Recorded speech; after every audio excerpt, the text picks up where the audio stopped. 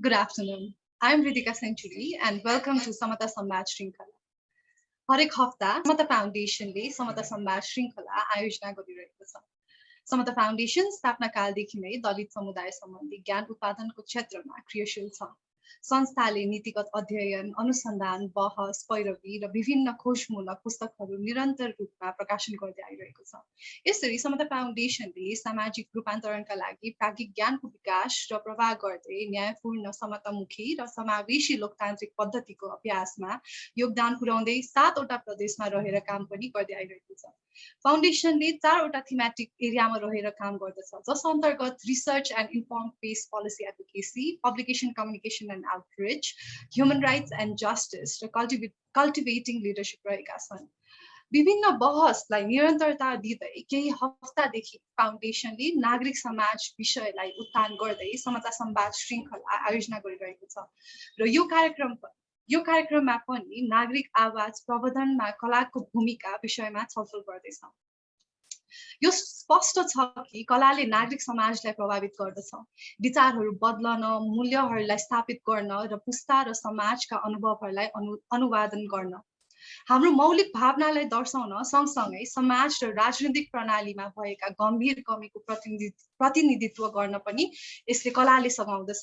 त्यसैले कलाकारहरूलाई नागरिक समाजको एक महत्त्वपूर्ण अंशको रूपमा हेरिन्छ र हामीले खोज्ने परिवर्तनलाई ड्राइभ गर्नका लागि उहाँहरूको कला आवाजको रूपमा प्रयोग गर्न सकिन्छ।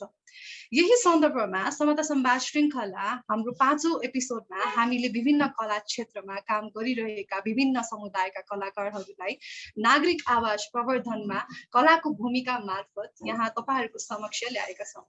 यस एपिसोडमा हामी हाम्रा अतिथि वक्ताहरूको भोगाई र सङ्घर्षहरू सुन्नेछौँ र कलाले नागरिक आवाजलाई प्रवर्धन गर्न के कस्ता कुराहरू गर्न सक्छन् भन्ने विषयमा नै आज हामी छलफल गर्नेछौँ। हामीसँग वक्ताहरू नाट्य निर्देशक घिमिरे युवराजी, मिथिला चित्रकार सुनैना ठाकुर, फिल्म निर्देशक शान्ता नेपाली, भिजुअल आर्टिस्ट लवकान चौधरी र स्ट्यान्डअप कमेडियन योजना मगर हामीसँग यहाँ उपस्थित हुनुभएको छ र तपाईहरू सम्पूर्णलाई म यहाँ फेसबुक तथा हामीसँग जुमबाट जोडिनु भएकोमा स्वागत पनि गर्दछु। यो कार्यक्रमलाई सुरु गर्दै म घिमिरे युवराजजीलाई सामाजिक मुद्दामा आधारित नाट्य उहाँले विभिन्न विधामा रहेर प्रस्तुत पनि गर्दै आइराख्नु भएको छ र उहाँलाई चाहिँ हामी धन्यवाद पनि दिन चाहन्छौँ कि उहाँले विभिन्न विधामा रहेर आफ्नो नाट्यबाट चाहिँ प्रस्तुति पनि गर्दै आइराख्नु भएको छ। तपाईँ सिपी थिएटरमा नाट्य देखाउनु सँगसँगै नागरिक आन्दोलनमा सडकमा नै आएर नाट्य देखाउन थाल्नु भएको पनि छ र यो अवस्था कसरी आइपर्यो र हामी एउटा थिएटरबाट सडकमा नै आएर विभिन्न सामाजिक विषयलाई उत्थान गर्नको जरुरी किन थियो भन्ने प्रश्नबाट चाहिँ म युवराजजीबाट चाहिँ यो प्रसङ्ग सुरु गर्न चाहन्छु। हजुर नमस्कार सबैजनालाई। मैले म्युट गरेको रहेछु अडियो चाहिँ। खासमा चाहिँ हामीलाई के लाग्छ भने शिल्पी थिएटरलाई के लाग्छ भन्दा हामीले गर्ने कुनै पनि किसिमको आर्ट अथवा थिएटर पोलिटिकल नै हो।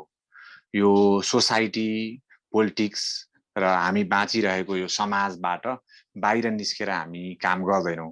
तर त्यसको पनि विभिन्न चरणहरू छ। एउटा चाहिँ मूलतः कलात्मक प्रस्तुतिद्वारा हामी केही कुरा भन्न चाहन्छौँ समाजको कुरा, तर कहिलेकाहीँ त्यतिले पुग्दैन।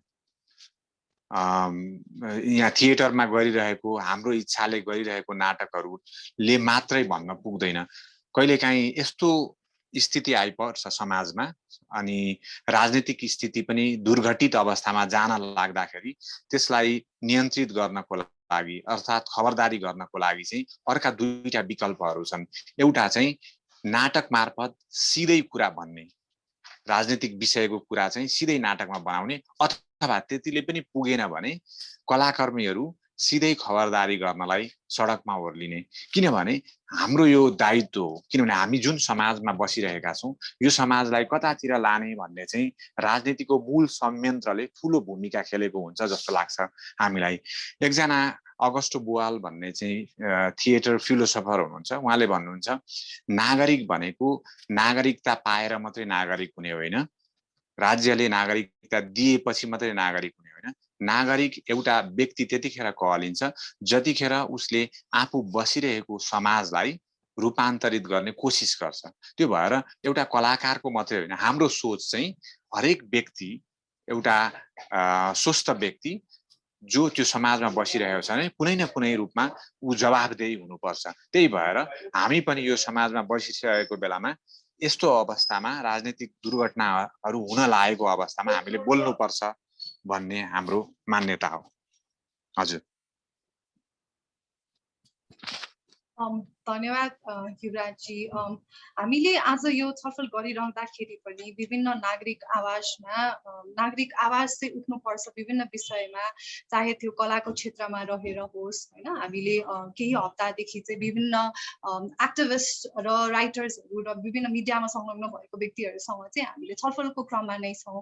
हामीले कुराहरू गरिराख्दाखेरि चाहिँ एज अ लमा होस् या एज अ टिचर होस्, एज अ इन्डिभिजुअल होस्, त्यसले चाहिँ हामीले नागरिक समाजमा चाहिँ आवाज उठाउन तपाईँले भन्नुभएको जस्तो एउटा नागरिक हुनको लागि नागरिकता नै हुनुपर्छ भन्ने कुरा चाहिँ इम्पोर्टेन्ट छैन। एउटा नागरिक हुनको लागि चाहिँ आफ्नो ठाउँबाट जसरी जुन विधामा भए पनि हामीले चाहिँ आवाज चाहिँ उठाउन सक्नुपर्छ भन्ने कुराहरू पनि राख्नुभयो।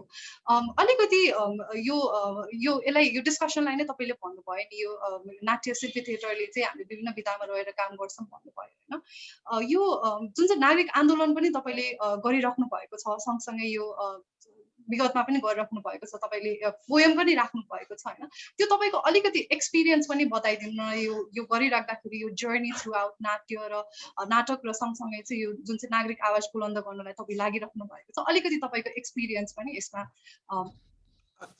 जस्तो नागरिक आन्दोलनको पनि फरक फरक चरणहरू छन्। जस्तो कि एउटा जस्तो दलित मुभमेन्टमा लागेको साथीहरूले लामो समयदेखि त्यसमा काम गरिराख्नु भएको छ, त्यो पनि आफैमा नागरिक आन्दोलन हो भन्ने लाग्छ। अथवा जनजाति मुभमेन्ट हो अथवा महिलाहरूको मुभमेन्ट हो, त्यो चाहिँ आफ्नै ग्रुपले चाहिँ सोसाइटीलाई रूपान्तरित गर्नको लागि काम गरिरहेको छ। यो चाहिँ यो डाइरेक्ट चाहिँ के भयो भने डिफ्रेन्ट स्टेक होल्डर्सहरू चाहिँ आएर एउटै भोइस गर्ने चाहिँ अहिलेको हामीले जुन नागरिक आन्दोलन भनिरहेका छौँ। तर मेरो बुझाइ चाहिँ के हो भने हरेक ठाउँबाट हरेक समुदायले आफ्नो खालको जुन मुभमेन्ट गरिरहेछन् त्यो पनि नागरिक आन्दोलन हो। तर अनि अहिलेको मुभमेन्टमा चाहिँ के भयो भन्दाखेरि हामीलाई चित्त नबुझेको कुरा भन्ने, तर त्यसलाई अलिक कलात्मक रूपमा भन्ने कि जस्तो भाषण सुन्दा सुन्दा हामी वाक्क भइसक्यौँ नि त। हाम्रो नेताहरूको कुराहरू एकदमै रिपिटेड। अनि मैले त कति नेताहरूलाई भनेको छु, तपाईँहरूको भाषण नै कलात्मक भएन होइन। राजनीतिक पार्टीहरूले जसरी विचार राखिराख्नु भएको छ त्यो नै इरिटेटिङ भयो भनेपछि नागरिक आन्दोलनले पनि आफ्नो भोइस त्यसरी नै राख्दै गयो भने चाहिँ आम दर्शकहरू अथवा आम मानिसहरूलाई कन्भिन्स गर्न सक्दैन। त्यो भएर हाम्रो अहिलेको शिल्पीको उपस्थिति चाहिँ के हो त भन्दाखेरि, अथवा अरू पनि फाइन आर्ट्सको म्युजिकको साथीहरू पनि आउनु भएको छ, नागरिक आन्दोलनलाई मोर इन्ट्रेस्टिङ र सुन्न सक्ने बनाउनको लागि हामी सडकमा गएको। यसको अरू धेरै चरणहरू छ। जस्तो हामी कम्युनिटीमा गएर नाटक गर्न चाहन्छौँ, बारम्बार हामी फोरम थिएटर गरिरहेका छौँ। हाम्रो मूल कुरा चाहिँ के हो भन्दाखेरि आम नागरिक खास गरी युथहरूलाई राजनीतिक सामाजिक विषयमा कसरी जागरुक बनाउने त, कसरी चासो दिने भन्ने। अब सामान्य धारणा त के हुन्छ भने राजनीति भनेपछि अलि एक किसिमको एउटा स्टिकर लाग्यो क्या, लोगो जस्तो भनेको पार्टी पोलिटिक्स मात्रै राजनीति हो भन्ने जस्तो भयो क्या।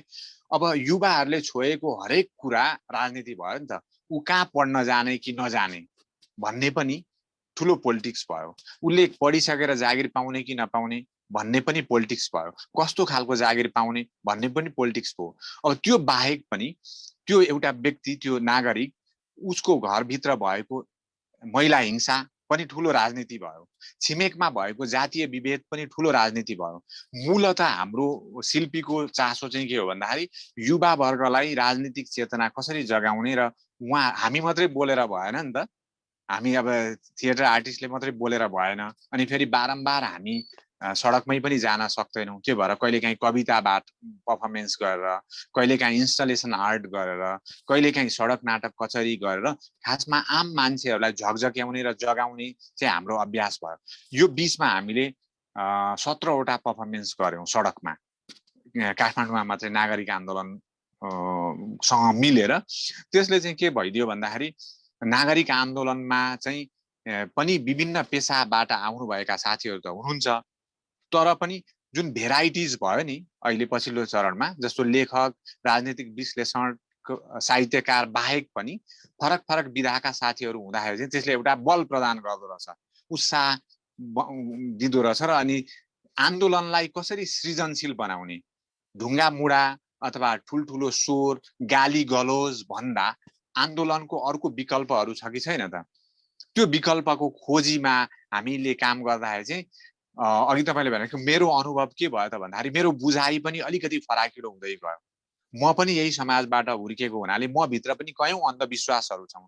मैले 15 मिनट बोल्दा बोल्दै मैले काहीँ विभेद गरिसकेको हुन्छु कि महिलालाई हेर्ने दृष्टिकोण मैले 15 मिनटमा बोल्दा बोल्दै कसरी बोल्छु त्यसले अर्कोलाई घोचपेच गरिसकेको हुन्छ। यो आन्दोलनमा हिँड्दाखेरि चाहिँ दलित साथीहरूसँग भेटघाट भयो, धेरै महिला साथीहरूको कुरा सुनियो, अनि मार्जिनलाइज अरू धेरै जस्तो कि काठमाडौँमा यो सडक विस्तारबाट पीडित भएका मानिसहरूसँग भेटघाट भयो, भाषा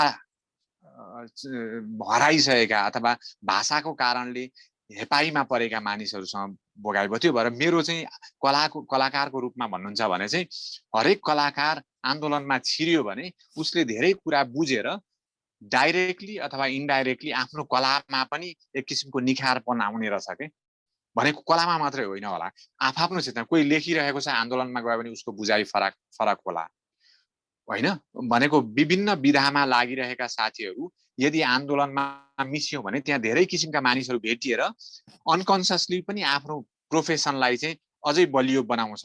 भनेको त के भन्दा कोसिस के हो भन्दा अहिले बाँचिराख्दाखेरि यो सोकल लोकतान्त्रिक गणतान्त्रिक मुलुकमा त एउटा सचेत नागरिक भएर बाँच्नु पनि बहुत चुनौती भयो कि। त्यही अभ्यास हो, कसरी एउटा सचेत नागरिक भएर बाँच्ने भन्ने। हजुर धन्यवाद युवराजी। तपाईँले चाहिँ जस्तो अब नाटक भन्ने चाहिँ कस्तो हुन्छ भने हामीले चाहिँ क्याप्सन्स के अरे इमोसन्सहरूलाई पनि क्याप्चर गर्न सक्छौँ कि लाइभ अडियन्सबाट केही विषयमा हामीले गरिरहेका छौँ भने नाटक प्रस्तुत गर्दाखेरि चाहिँ लाइभ अडियन्सको पनि हामी रियाक्सन्सहरू चाहिँ ग्रास पनि गर्न सक्छौँ। यो प्रसङ्गलाई फेरि पनि म यो छलफलको क्रममा फेरि जोड्ने नै छु होइन। हामीसँग शान्ताजी हुनुहुन्छ होइन, उहाँले चाहिँ फिल्म मेकिङमा सी इज इन्भल्भ। अब युवराजीले भन्नुभयो कति लिमिटेसन्सहरू पनि हुन्छ नाटकको हामीले काम गरिराख्दाखेरि होइन। एज अ फिल्म मेकर चाहिँ यो जति पनि इस्युजहरू छ हाम्रो वरिपरि जति पनि इस्युजहरू छ होइन त्यसलाई चाहिँ सम्बोधन गर्न चाहिँ how important do you think that films could make होइन सोसाइटीमा। अनि त्यो अहिले हाम्रो नेपालीज मुभी इन्डस्ट्री हेर्दाखेरि चाहिँ कस्तो छ तपाईँको अनुभव, तपाईँको एक्सपिरियन्सेस भनेर चाहिँ प्लिज शान्ताजी।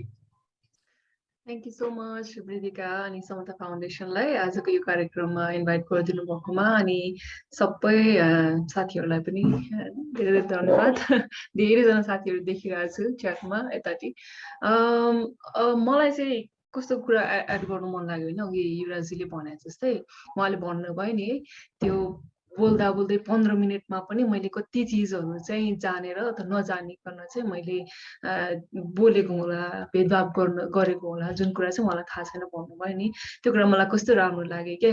किनभने त्यो मान्छेको चाहिँ व्यक्तिगत जुन बुझाइलाई चाहिँ कसरी परिवर्तन, के चिजले चाहिँ परिवर्तन गर्छ भन्ने कुराहरू एकदमै इम्पोर्टेन्ट हुन्छ। किनभने अब फिल्म भनेको पनि हाम्रो आर्टकै एउटा मिडियम हो होइन, जुन सशक्त मिडियम हो भन्छु म चाहिँ, जुन चाहिँ मान्छेले हेरेर होइन सुनेर अनि मान्छेले एउटा व्यक्तिले चाहिँ व्यक्तिको चाहिँ बुझाइमा चेन्जेस ल्याउन सक्ने एउटा मिडियम हो फिल्म भनेको चाहिँ होइन। अब यस्तो सोच्दाखेरि चाहिँ कति इम्पोर्टेन्ट छ भन्ने कुराहरू पुरा गर्दै जाँदाखेरि हाम्रो वरिपरिको समस्याहरू, हामी बसेको समाज, हामीले भोगेको समाज, हामीले भोगिरहेको समस्याहरूलाई चाहिँ फिल्मले चाहिँ कतिको महत्त्वपूर्ण हुँदो रहेछ फिल्म भन्दाखेरि चाहिँ। जस्तो हामी आफै पनि व्यक्तिगत रूपमा यसो फिल्म पहिलाको हामीले आफै हेर्दाखेरि हामीले चाहिँ हामीले धेरै जस्तो हिन्दी मुभीहरू हेऱ्यौँ होइन, त्यसरी नै त्यसरी हेर्दै नै बढ्यो हुर्क्यो। त्यस पछाडि जस्तो खालको फिल्महरू देख्यौँ, जस्तो खालको फिल्महरूले हामीलाई जुन किसिमको एक्सपिरियन्स दियो त्यही अनुसारले हाम्रो सोचाइ पनि त्यही अनुसार हुँदै आयो होइन।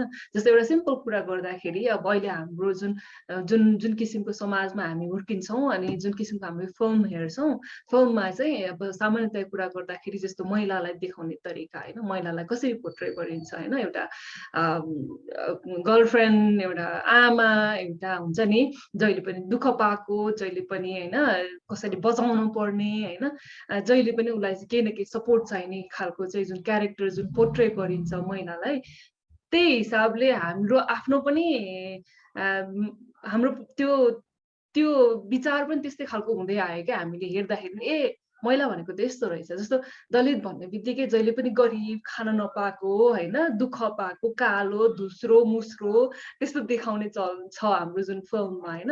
त्यसले के गरिदियो त सोसाइटीमा चाहिँ ए दलित भनेको चाहिँ यस्तो हुँदो रहेछ है, जुन थाहा नभएको बच्चा अथवा थाहा नभएको मान्छेलाई पनि त्यो किसिमको चाहिँ एउटा इमेज बनाइदियो। जस्तो के अरे हात नचल्ने, खुट्टा नचल्ने, आँखा नदेख्ने हाम्रो साथीहरू हुनुहुन्छ, उहाँहरूलाई फिल्ममा कस्तो गरिन्छ, तेस्रो लिङ्गी साथीहरूलाई कसरी देखाइन्छ होइन।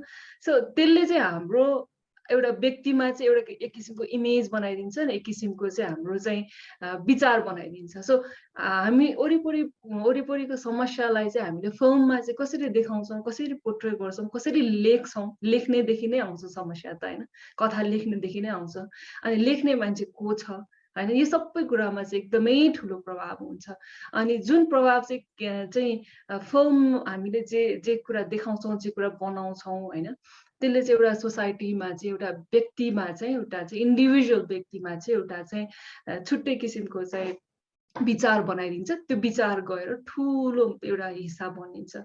सो फिल्मले चाहिँ कति धेरै असर गर्दो रहेछ भनेर इभन हामी आफैले हामी सबैजनाले पनि आफैले आफैलाई यसरी फिल्महरू अहिलेसम्मको हेरेको फिल्म, नेपाली फिल्महरूको जुन हामीले पछाडि फर्केर हेऱ्यौँ भने हामी आफैले चाहिँ एनालाइज गर्न सक्छौँ कि हाम्रो फिल्महरूले चाहिँ हाम्रो सोसाइटीलाई कस्तो किसिमको असर गरिरहेछ त, प्रभाव पारिरहेछ भनेर। अब अहिलेको अवस्था हेर्दाखेरि पछिल्लो समयभन्दा अहिले अलिकति केही न केही हदसम्म चाहिँ अलिकति हुन्छ नि कन्सियस हुने, लेख्दाखेरि अलिकति ध्यान दिने, महिलाहरूलाई कसरी चाहिँ सम्बोधन गर्ने, अरू कम्युनिटीहरूलाई कसरी सम्बोधन गर्ने भन्ने कुराहरूमा चाहिँ अलिअलि त्यो कन्सियसनेस आएको छ होइन। तर अझै धेरै गर्न बाँकी छ, किनभने हामी जतिजना पनि फिल्म क्षेत्रमा काम गरिरहेछौँ, लागिरहेछौँ, हामी पनि त्यही समाजबाट आएको मान्छे हो नि त। अघि युवराजीले भने जस्तै हामी पनि त्यही विचारधारा बोकेर आएको हौँ, यही समाजबाट चाहिँ हामी हुर्केर पढेर आएको हौँ। हाम्रो आजको भोलि हामीमा चाहिँ त्यो चेन्जेस आउन सक्दैन, तर चेन्जेस ल्याउनको लागि चाहिँ हामी आफैले कोसिस गर्न आवश्यक छ, हाम्रो फिल्म इन्डस्ट्रीले कोसिस गर्न आवश्यक छ होइन। के कुरा चाहिँ कमी छ, जस्तो फिल्म इन्डस्ट्रीमा चाहिँ अब महिलाहरूको उपस्थिति कमी होला होइन, तेस्रो लिङ्गी साथीहरूको उपस्थिति कमी होला, अथवा अरू कम्युनिटीको चाहिँ मधेसको दलित कम्युनिटी सबैको चाहिँ उपस्थिति चाहिँ कम होला। त्यसको लागि चाहिँ के गर्ने त होइन, के गर्न सक्छ त सम्बन्धित संस्थाहरू, सम्बन्धित फिल्म मेकर्सहरूले त्यो कुराहरूमा चाहिँ ध्यान दिन आवश्यक जस्तो लाग्छ मलाई चाहिँ Priyanka. Thank you शान्ताजी। visual representation is very important हैन। तपाईले भन्नुभयो कसरी महिलालाई दर्शाइन्छ या कसरी एउटा दलित पात्रलाई या भनौँ या मार्जिनलाइज कम्युनिटिजलाई, मधेसलाई कसरी दर्शाइन्छ फिल्ममा, त्यो पनि अझ पोजिटिभ चाहिँ हुन सकिरहेको छैन अहिलेको कन्टेक्स्टमा हैन। अझ यो कमर्सियल मुभिजको कुरा गर्दाखेरि स्पेसिफिकली मुभिजमा मात्र पनि कमर्सियल मुभिजलाई बढी प्राथमिकतामा राखिन्छ नि त।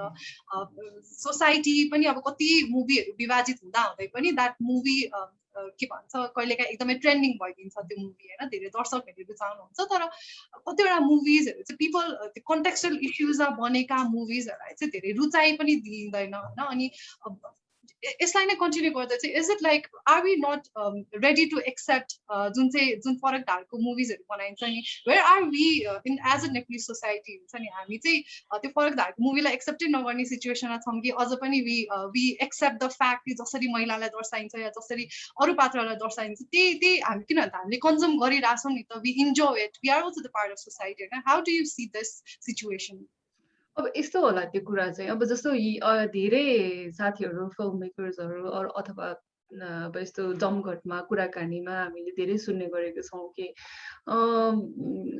जस्तो यस्तै त छ नि होइन, अब महिलालाई यसरी नै नदेखाएर कसरी देखाउने त? दलितको अवस्था यस्तै छ त, नदेखाएर के गर्ने त? अथवा अरू कुनै पनि मार्जिनलाइज कम्युनिटीको अवस्था यस्तै छ त, यसरी नै त देखाउने हो नि भन्ने कुरा पनि गर्नुहुन्छ, जुन कुरा चाहिँ एकदमै गलत हो जस्तो लाग्छ मलाई। हामी एज अ फिल्म मेकर होइन, हामी एउटा आर्टिस्ट नै भन्नु पर्यो होइन, आर्टलाई चाहिँ हामीले प्रमोट गर्ने र सोसाइटीकै एउटा ऐना भएको हिसाबले चाहिँ हामीले चाहिँ भइरहेकै कुरालाई चाहिँ किन कन्टिन्यू गर्नुपर्छ भन्ने छ र? हामीले चेन्जेसको लागि त हामीले हात बढाउनु पर्छ नि त होइन।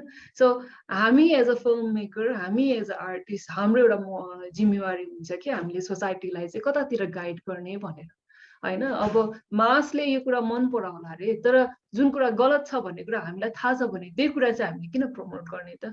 होइन, हाम्रो हाम्रो रेस्पोन्सिबिलिटी होइन, हामीले चाहिँ समाजलाई चाहिँ अथवा समाजमा भएको गलत कुराहरूलाई चाहिँ हामीले चाहिँ प्रमोट नगर्ने हाम्रो चाहिँ रेस्पोन्सिबिलिटी होइन। यो कुरा चाहिँ हामी सबै फिल्म मेकरले बुझ्नुपर्छ जस्तो लाग्छ मलाई चाहिँ। Thank you, Santaji, for your say. यो डिस्कसनलाई चाहिँ विल अल्सो कन्टिन्यू। अरू हाम्रो अन्य स्पिकर्सहरूको पनि केही कुराहरू सुनेर हामीसँग सुनेनाजी हुनुहुन्छ जसले चाहिँ मधेसमा रहेर मिथिला चित्रकलाबाट चाहिँ विभिन्न अङ्गमा रहेर चाहिँ यो महिला सशक्तिकरणमा काम पनि गरिराख्नु भएको छ होइन। सुनेनाजीलाई चाहिँ तपाईँले अहिले मिथिला चित्रकला यो प्रशिक्षण गर्दै गर्दाखेरि चाहिँ सामाजिक मुद्दाहरूमा पनि बोल्नुहुन्छ अनि कलाको माध्यमबाट समाजमा आएका आम मान्छेको कुरा कसरी चाहिँ यो कलाबाट चाहिँ हामीले बाहिर लिएर आउन सक्छौँ? म चाहिँ यहाँ मलाई चाहिँ भिडियो अफ गर्नुपर्ने छ, यहाँ नेट धेरै मलाई प्रब्लम भइरहेको छ, त्यही भएर सरी। हुन्छ, सबैजनालाई नमस्ते। म सुनेना ठाकुर, मिथिला चित्रकार। अनि यो चाहिँ नागरिक आवाज प्रवर्धन कलाको भूमिकामा जतिजना जुम मार्फत जुड्नु भएको छ फेरि चाहिँ नमस्ते। हजुरको जुन यो प्रश्न छ त्यो चाहिँ वास्तवमा यो अहिले आम मान्छेको कुरा कसरी बाहिर चाहिँ ल्याउने कुरा यो कलाको मार्फत, यो चाहिँ मैले चाहिँ अब हुन त अब आर्टिस्ट भएको नाताले आर्टैद्वारा ल्याउँछु, तर चाहिँ जुन आम मान्छे हामी ग्रामीण क्षेत्रमा पनि बसेर चाहिँ काम गरिरहेका नै छौँ र होल कुरा गर्दा चाहिँ मैले चाहिँ उहाँहरूले भोगिरहनु भएका समस्याहरू, जुन पितृक कुराहरू छ, जुन हाम्रो उहाँहरूको जुन चुनौतीहरू छ, जुन उहाँहरूको जो अहिले चाहिँ अहिलेको अवस्था र जुन त्यो पितृक कुराले जुन जकरिएको कुराले चाहिँ हाम्रो यो दलित समुदायमा र खास गरेर महिलामा जुन कुराले चाहिँ उहाँहरूमा क्षति पुर्याइरहेको छ, जुन समस्या चाहिँ उहाँहरूमा छ, त्यो कुरा चाहिँ लिएर चाहिँ यो आर्ट मार्फत चाहिँ हामीले चाहिँ प्रदर्शनी गरेर त्यस पछाडि विभिन्न सङ्घ संस्थामा आर्ट राखेर अनि त्यस पछाडि हजुरको जसरी पार्टी प्लेस जस्तो जहाँ पब्लिक धेरै हुन्छ त्यो ठाउँमा चाहिँ उहाँहरूको चाहिँ त्यो मुद्दालाई जुन समस्यालाई चाहिँ हामी आर्टमा बनाएर त्यहाँ चाहिँ हामी राख्ने गर्छौँ। त्यो चाहिँ आम पब्लिक बीचमा चाहिँ कि यो चाहिँ हामी आर्ट यस्तो कुरा हो जहाँ हामी 1000 शब्द बोल्छौँ, त्यो एउटा आर्टले चाहिँ बोल्न सक्छ। त्यो कारणले चाहिँ उहाँहरूको मुद्दा समस्या घटना जुन हाम्रो पब्लिकको छ, खास गरेर चाहिँ मैले चाहिँ अब एउटा महिला भएकै नाताले जुन मैले समस्या भोगे, जुन हामीमा जुन एउटा चुनौती छ, काम गर्ने कठिनाइ छ र जुन जाति प्रथाको कुरामा जुन समस्याहरू छ अहिले, त्यो मुद्दामा चाहिँ हामी आर्ट धेरै नै बनाउँछौँ र त्यो कुरा चाहिँ त्यो चाहिँ हामी मेसेज चाहिँ पब्लिकमा दिनको लागि यस्तो यस्तो ठाउँ चाहिँ रोज्ने गर्छौँ। र अहिले चाहिँ भर्खरै हाम्रो समता फाउन्डेसनले चाहिँ अहिले चाहिँ हाम्रो अनलाइन क्लास चलाउनु भएको, अहिले चाहिँ भर्खर एउटा चरण चाहिँ भएको छ, अरू चाहिँ बाँकी नै छ। उहाँले जुन 8वटा जिल्लाबाट यस्तो महिलाहरूलाई चाहिँ रोज्नु भएको छ जुन दलित समुदायको छ, जुन अलि पिछडियो भन्छन् पिछडियोको वर्गको चाहिँ हुनुहुन्छ, जुन अलि अशिक्षित त हुनुहुन्छ तर एउटा हुन्छ नि अलिक कम पढे लेखेको, हामी बाहिर गएर चाहिँ काम अफिसियल कुरा काम नगर्न सक्ने, इत्यादि उहाँहरू त्यस्तो चाहिँ रोज्नु भएको छ समता फाउन्डेसन। अनि मैले नै त्यसको प्रशिक्षण भएर चाहिँ मैले क्लास लिदिएँ र इमेजिङ जस्तो उहाँले चाहिँ जुन हाम्रो 8 दिनको कक्षा लिनुभयो र उहाँले आफ्नो कथा बनाउनु सक्नुभयो। उहाँले आफ्नो लगायत छिमेकीको कथा, त्यो गाउँको कथा, समाजको कथा, देशको कथा र यसरी नै चाहिँ हामी आम पब्लिक बीच चाहिँ ल्याउने गर्छौँ र विभिन्न सङ्घ संस्थाले पनि यसरी नै ल्याउने गर्नुहुन्छ। र यो लगायत चाहिँ म पनि चाहिँ मेरो कुरा गर्दा चाहिँ म पनि अहिले फेसबुक मार्फत फ्री चाहिँ अनलाइन क्लास पनि चलाएर चाहिँ आफ्नो जुन अहिलेको जसरी परिस्थितिको प्रेजेन्टको अवस्था कस्तो घटना छ र यो घटनाले चाहिँ हामीमा कस्तो प्रभाव परिरहेको छ र हामीलाई कस्तो सहयोग चाहिएको छ र हामी कुन परिस्थितिमा छौँ त्यो चाहिँ इत्यादि मुद्दाहरूलाई चाहिँ हामी चाहिँ फेसबुक मार्फत होस् या चाहिँ हाम्रो अनलाइन क्लास गरेर नै होस् या चाहिँ हाम्रो पेजद्वारा होस्, यसरी नै चाहिँ हामी चाहिँ आम पब्लिक बीच चाहिँ ल्याउने काम गर्छौँ। अहिले चाहिँ हाम्रो यस्तो भइरहेछ। धन्यवाद सुनैनाजी। हजुरको प्रसङ्गलाई जोड्दै चाहिँ हामीसँग युथ एम्बेसडर्स समता फाउन्डेसनले चाहिँ प्रदेश 2 मा विशेष गरी रहेर मधेसमा रहनु भएको दलित महिलालाई सशक्तिकरण गर्ने हिसाबले चाहिँ हामीले युथ एम्बेसडर्सलाई चाहिँ कलाको माध्यमबाट कसरी इम्पावर गर्न सकिन्छ भनेर त्यही प्रसङ्ग पनि हाम्रो सुनैनाजीले जोड्नु भएको थियो। हाम्रो युथ एम्बेसडर्स पनि यहाँ हुनुहुन्छ, उहाँलाई पनि म स्वागत गर्न चाहन्छु र सम्बोधन पनि गर्न चाहन्छु। भर्खरै हाम्रो मिथिला चित्रकलाको ट्रेनिङ पनि हामीले चाहिँ यो भिजुअली हामीले चाहिँ सम्भव गर्न सकेका थियौँ सुनैनाजीको थ्रुबाट। सुनैनाजीले चाहिँ आर्ट एउटा यस्तो कुरा हो जसले चाहिँ वर्ड्समा होइन 1000 वर्ड्सलाई त एउटा पिक्चरले चाहिँ डेपिक्ट गर्न सक्छ कुनै इस्युजमा भन्नुभयो। र हामीले पब्लिक डिस्कोर्समा या पब्लिक प्लेटफर्म्सहरूमा जहाँ चाहिँ धेरै मास कन्जम्सनहरू हुन्छ त्यहाँ रहेर चाहिँ हामीले आर्टहरू प्रस्तुत गर्छौँ भनिरहेको। मैले चाहिँ यो प्रसङ्गलाई जोडेर चाहिँ लक्कानजीसम्म मोडिन चाहेँ। जसरी अहिले रिसेन्टली चाहिँ यो जुन चाहिँ सेन्सरसिप छ गभर्मेन्टको, जुन चाहिँ आर्टलाई चाहिँ अलिक सेन्सरसिप गरिन्छ, कुन चाहिँ पब्लिक स्पेयर्समा चाहिँ यो आर्टहरू हुन्छ नि आर्टिस्टहरूलाई चाहिँ लिमिट गरिन्छ। रिसेन्टको इक्जाम्पल जुन चाहिँ रत्न पार्कमा सुन्दारामा भनौँ न हामीले चाहिँ यो फ्रन्टलाइनर्सलाई डेडिकेट गरेर चाहिँ एउटा चित्रकला चाहिँ त्यहाँ हामीले आर्ट गरेका थियौँ होइन, सम आर्टिस्टहरूले चाहिँ होइन। यो सेन्सरसिपको इस्युलाई चाहिँ र यो स्पेसिफिकली यो इस्युहरूलाई चाहिँ तपाईँले कसरी लिनु भएको छ र कसरी यो होल सिचुएसनलाई चाहिँ तपाईँले कसरी लिनु भएको छ भनेर चाहिँ लक्कानजीलाई सोध्न चाहन्छु। प्रथम त सबैलाई नमस्ते र समता फाउन्डेसनलाई धन्यवाद। यो सेन्सरसिपको कुरा गर्दाखेरि चाहिँ पहिलादेखि नै अब नेपालमा होइन आर्ट सिनारियोमा धेरै कालखण्डहरूमा धेरै नै सेन्सरसिपको कुराहरू भएको छ। अब जस्तै कि मेटाउनेदेखि लिएर अनि कलाकारलाई नै तपाईँको अब जेल नेल गर्नेदेखि लिएर हरेक कालखण्डमा अब भनौँ न अब 10 वर्ष जनयुद्धको कुरा गर्ने हो भने त्यो बेलामा नि अनि 62-63 को आन्दोलन ताका पनि कति अब ब्यानर नाराहरू लेख्दै जाँदाखेरि पनि कति साथीहरू अब भनौँ न कति कलाकारहरू तपाईँको जेल नै परेका थिए। अनि अहिलेको सन्दर्भमा अब भर्खरको रिसेन्टको कुरा गर्ने हो भनेदेखि दुर्जङ शेर्पा सहितका साथीहरूले आफ्नै पैसाले आफ्नै उसको मेहनतले होइन अब सरकारलाई नै अनुमति लिएरै अब म्युरल बनाए पनि फेरि अब सरकारले त्यो कुरालाई मेटाउनु एकदमै भनौँ न नराम्रो कुरा हो। अनि त्यो चाहिँ कस्तो हो भन्दाखेरि त्यो किन मेटाइयो त भन्ने कुरा गर्ने हो भनेदेखि एकदमै त्यो हाम्रो यो पोलिटिकल अब सिचुएसन र हाम्रो देशको सिचुएसन हाम्रो राज्यको भनौँ न सोच कस्तो छ भन्दाखेरि त्यसमा चाहिँ डिपेन्ड गर्छ होला। जस्तै कि अब भनौँ न उहाँहरू कसरी अब यहाँसम्म आइपुग्नु भएको छ भनौँ न एउटा सोच होइन, त्यो कसरी निर्माण भयो त त्यो म्युरल नै हटाउनु पर्ने, त्यो म्युरल नै मेटाउनु पर्ने भन्ने हो भनेदेखि अब दुर्जङ शेर्पाजीकै अनुसार कुरा गर्ने हो भनेदेखि उहाँहरूले कुनै एजेन्डा नबोकिकन विशुद्ध होइन फ्रन्टलाइनर्सहरूलाई समर्पित गरेर त्यो म्युरल बनाउनु भएको थियो। त्यो अब जो अब हाम्रो फ्रन्ट लाइनर्सहरू दिनरात नभनिकन खटिएकाहरूकोमा सम्मान व्यक्त गर्दै त्यो पेन्टिङ बनाउनु भएको थियो।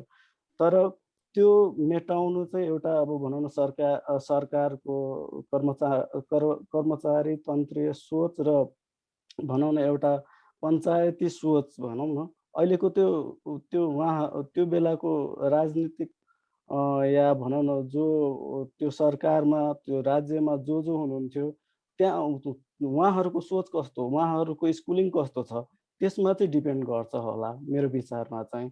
अनि त्यसले गर्दाखेरि चाहिँ सेन्सरसिप भएको हो अहिलेको सिचुएसनमा। Thank you, Lokanji. Government पनि अब अहिले हामी इन्स्टेबल सिचुएसनमा छौँ होइन, पक्कै पनि र जसरी आर्टलाई लिइन्छ र आर्टिस्टहरूलाई लिइन्छ त्यो धारणाहरू पक्कै पनि चेन्जिङ सोसाइटीमा पनि चेन्ज हुन्छ भन्ने चाहिँ हामी अपेक्षा गर्दछौँ। हामीसँग योजनाजी हुनुहुन्छ, उहाँले चाहिँ एज अ स्ट्यान्डअप कमेडियन चाहिँ विभिन्न क्षेत्रमा विभिन्न विधामा रहेर चाहिँ आफ्नो क्षेत्रबाट चाहिँ आवाज उठाइराख्नु भएको छ। यो नागरिक आवाज प्रवर्धन गर्न चाहिँ यो स्ट्यान्डअप कमेडीको प्रयोग गर्नु एउटा एकदमै फरक दृष्टिकोण हो होइन। तपाईले अनेक मुद्दामा यस्तो यो कुरालाई प्रयोग पनि गर्नुभएको छ र यो गरिराख्दाखेरि मुद्दाहरूमा यो सही उठाइराख्दाखेरि के यो सही स्रोतसम्म पुगेका छन् कि छैनन् र तपाईको अनुभव चाहिँ कस्तो रहेको छ? सर्वप्रथम धेरै धेरै धन्यवाद समता फाउन्डेसनलाई। मेरो नाम योजना अनि म चाहिँ स्ट्यान्डअप कमेडियन हो। अनि अब नागरिक आवाजहरू उठाउनको लागि स्ट्यान्डअप कमेडी पहिलेदेखि नै धेरै नै प्रयोग हुँदै आएको हो। पहिलेदेखि नै हामी सानोदेखि नै हेर्दै गर्दाखेरि गाई जात्राको जमानादेखि अहिले त त्यति साह्रो हुँदैन, गाई जात्राको जमानादेखि नै यस्तो सामाजिक मुद्दाहरूलाई चाहिँ उठाउनको लागि स्ट्यान्डअप कमेडी र हास्य व्यङ्ग्य कार्यक्रमहरूले चाहिँ एकदमै ठुलो स्पेस पाइरहेको थियो। अनि पहिलेदेखि नै मलाई त्यो हेरिरहँदाखेरि चाहिँ पहिलेदेखि नै यो हास्य व्यङ्ग्य क्षेत्र स्ट्यान्डअप कमेडीको क्षेत्र भनेको चाहिँ एकदमै धेरै वाक स्वतन्त्रता पाएको, राज्यले नै स्वतन्त्रता एक किसिमको स्वतन्त्रताको लागि स्पेस दिएको जस्तो फिल हुन्थ्यो। अनि अब पहिले चाहिँ धेरै जस्तो अब हामीले सानो बच्चाहरूमा हेर्दाखेरि चाहिँ 80-90% अफ दोज कन्टेन्ट्स त्यो कुराहरू चाहिँ धेरै जस्तो चाहिँ राजनीतिको वरिपरि हुन्थ्यो। जस्तै राजनीतिको बारेमा खुलेर आवाज उठाउने त्यति बेलाको प्रायोरिटिजहरू त्यस्तै नै थियो होला होइन। अब अहिले आएर अब अहिले डेमोक्रेसी आइसकेपछि अहिले आएर हामीले कुराहरू उठाउँदाखेरि चाहिँ अलिकति फरक लाग्ने नै हो। लाइक श्रोताहरूलाई पनि एक किसिमले फरक कुरा लाग्छ। अब हामीले रेसिजम सेक्सिजमको बारेमा कुरा गर्दाखेरि चाहिँ अलिकति भिन्दै तरिकाको हो जस्तो लाग्न सक्छ। अनि अब यो मुद्दाहरू हामी त्यस्तो धेरै श्रोताहरूसम्म पुगिसकेको छैन जस्तो लाग्छ। तर जतिजनासम्म पुगिसकेको छ उहाँहरूले चाहिँ एकदमै धेरै उहाँहरूको ध्यान आकर्षण चाहिँ हुन्छ, भइ नै रहेछ।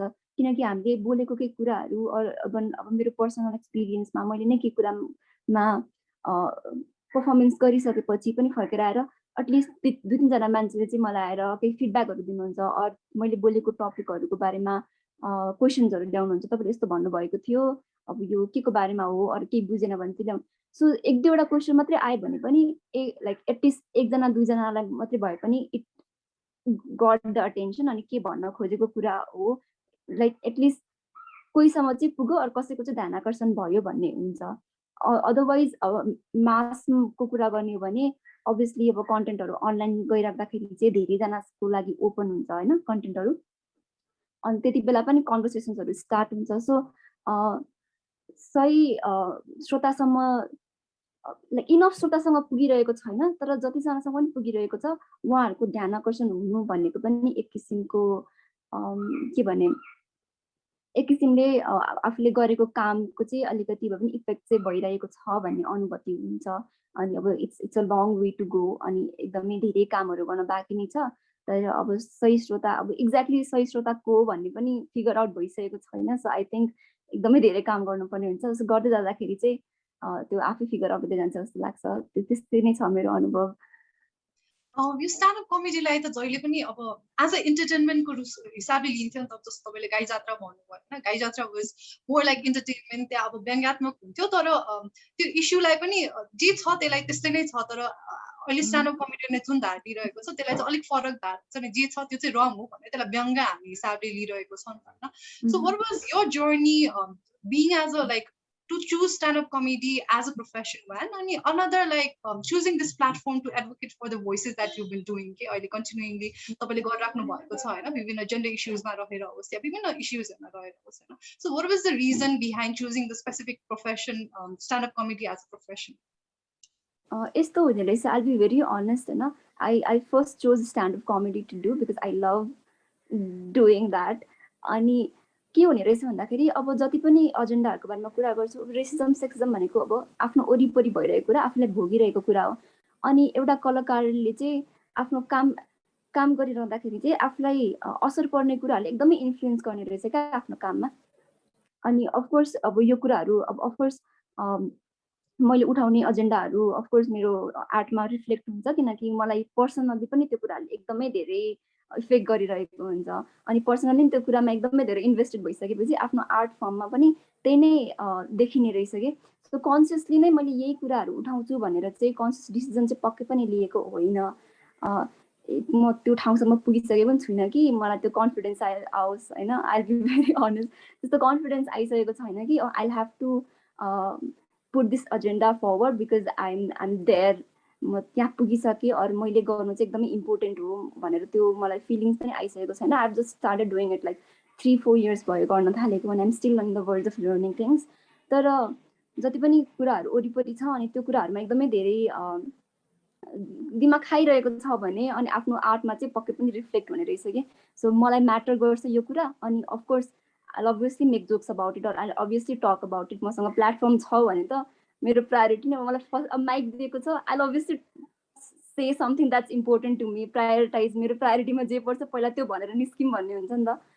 सो त्यही तरिकाले चाहिँ काम भइरहेको छ. अब I hope I get there some day कि I have that enough rich or like enough confidence to like put it like confidently say कि मैले चाहिँ यो कुराहरूलाई चाहिँ अब रेस्पोन्सिबल भएर नै आफ्नो प्लेटफर्म अर आफ्नो आर्टबाट चाहिँ एक्सप्रेस गर्नुपर्छ भनेर. तर अहिले जति पनि भइरहेको छ एकदमै नेचुरली नै, अनि अब यो कुराहरूले पर्सनली नै इफेक्ट गर्ने भएको कारणले नै आइरहेको छ. सो अनि जति पनि जस्तो पनि रेस्पोन्सहरू आइरहेको छ, अनि जस्तो पनि अहिले पनि धेरै कुराहरू सिक्न बाँकी छ. अनि त्यो तरिकाले सिधै गएर I think I get it right some day. But yeah Is it difficult like because हास्यको रूपमा लिइन्छ नि त इस्युलाई सिरियसली लिँदैन अनि being a female, is it difficult like being a stand-up comedian and speaking on the very serious issues? It is actually तर a lot of things go like अब real अडियन्सको अगाडि भन्दा पनि प्रिपरेसनको पार्ट चाहिँ एकदमै गाह्रो हुने रहेछ. किनकि अब हाम्रो स्ट्यान्डअप कमेडीमा अब अगाडि नै स्क्रिप्टेड हुनु पर्यो, अनि त्यस पछाडि अगाडि नै ओपन माइकहरूमा गएर पर्फर्म गर्नुपर्ने हुन्छ. अनि there is not a lot of women in the audience नै पनि. अनि स्टार्ट अब अडियन्सको लाइभ सोजहरूको कुरा एकछिनमा गरौँ न. तर अब ओपन माइकहरूमै प्रिपेयर गर्दाखेरि पनि अब most of them are fellow male comics. अनि उहाँहरूको रेस्पोन्स र आफूले खोजेको रेस्पोन्स अलिकति मिल्दैन, अरू कतिजनाले रिलेट नै गर्नु हुँदैन. अनि रिलेट नगरिसकेपछि थाहा हुँदैन कहाँ के मिस्टेक भइरहेको छ कि बा कहाँ कुन तरिकाले सुधार. हामी गनेर लाइक 4-5 जना फिमेल कमिक्स छौँ. अनि if you are talking about women things like एकअर्काको लाइक हुन्छ नि एकअर्काको फिडब्याक एकदमै इम्पोर्टेन्ट छ. अनि there is not a lot of women in comedy नै पनि. एन्ड सो त्यस्तो धेरै स्पेस पनि हुँदैन, धेरै पर्सपेक्टिभ पनि आउँदैन. So it is difficult. अनि अर्को चाहिँ अब स्ट्यान्डअप सोजहरूमा पनि धेरै वुमेनहरू हुँदैन कि. अनि it's very weird. And sometimes it gets very weird. Sometimes I have performed in like room full of like 200 men and who had no idea what I was talking about, and it was a terrible show. Testo huncha ani so it's kind of very, but we'll get there someday. I don't know. I'm just being hopeful. Thank you Yojna ji Thank you. for your experiences. जति पनि हामीसँग श्रोताहरू हुनुहुन्छ केही प्रश्नहरू पनि लिनेछौँ। तपाईँको केही प्रश्न जिज्ञासा हाम्रो स्पिकर्सहरूलाई भए चाहिँ च्याट बक्समा राख्नुहोला। हामी फेसबुक लाइभमा पनि छौँ, तपाईँले फेसबुक च्याटमा पनि राख्न सक्नुहुनेछ र हामीसँग जुम च्याटमा पनि आफ्नो प्रश्नहरू राखिदिनुहोला।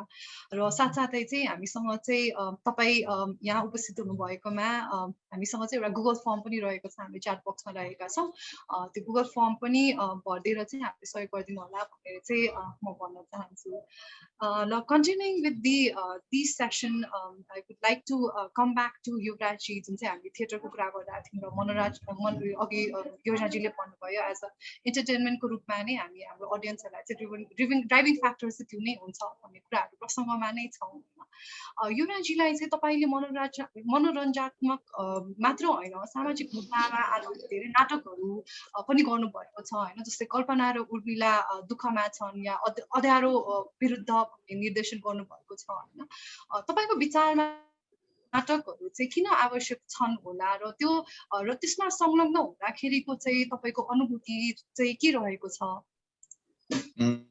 अघिको कुरा जोड्न चाहन्छु म, जस्तो कमेडी नाटक पनि कमेडी हुन्छ होइन, अनि कति सेन्सिटिभ इस्युहरूमा चाहिँ अब कति ब्ल्याक ह्युमर पनि हुन्छ, अडियन्सहरू हाँस्छन्, तर हाँस्दामा अडियन्स हाँसे भन्दैमा अडियन्सले त्यो विषयलाई गम्भीरताका साथ लिएको छैन भन्ने चाहिँ मलाई लाग्दैन, किनभने त्यो त एउटा तरिका हो नि त।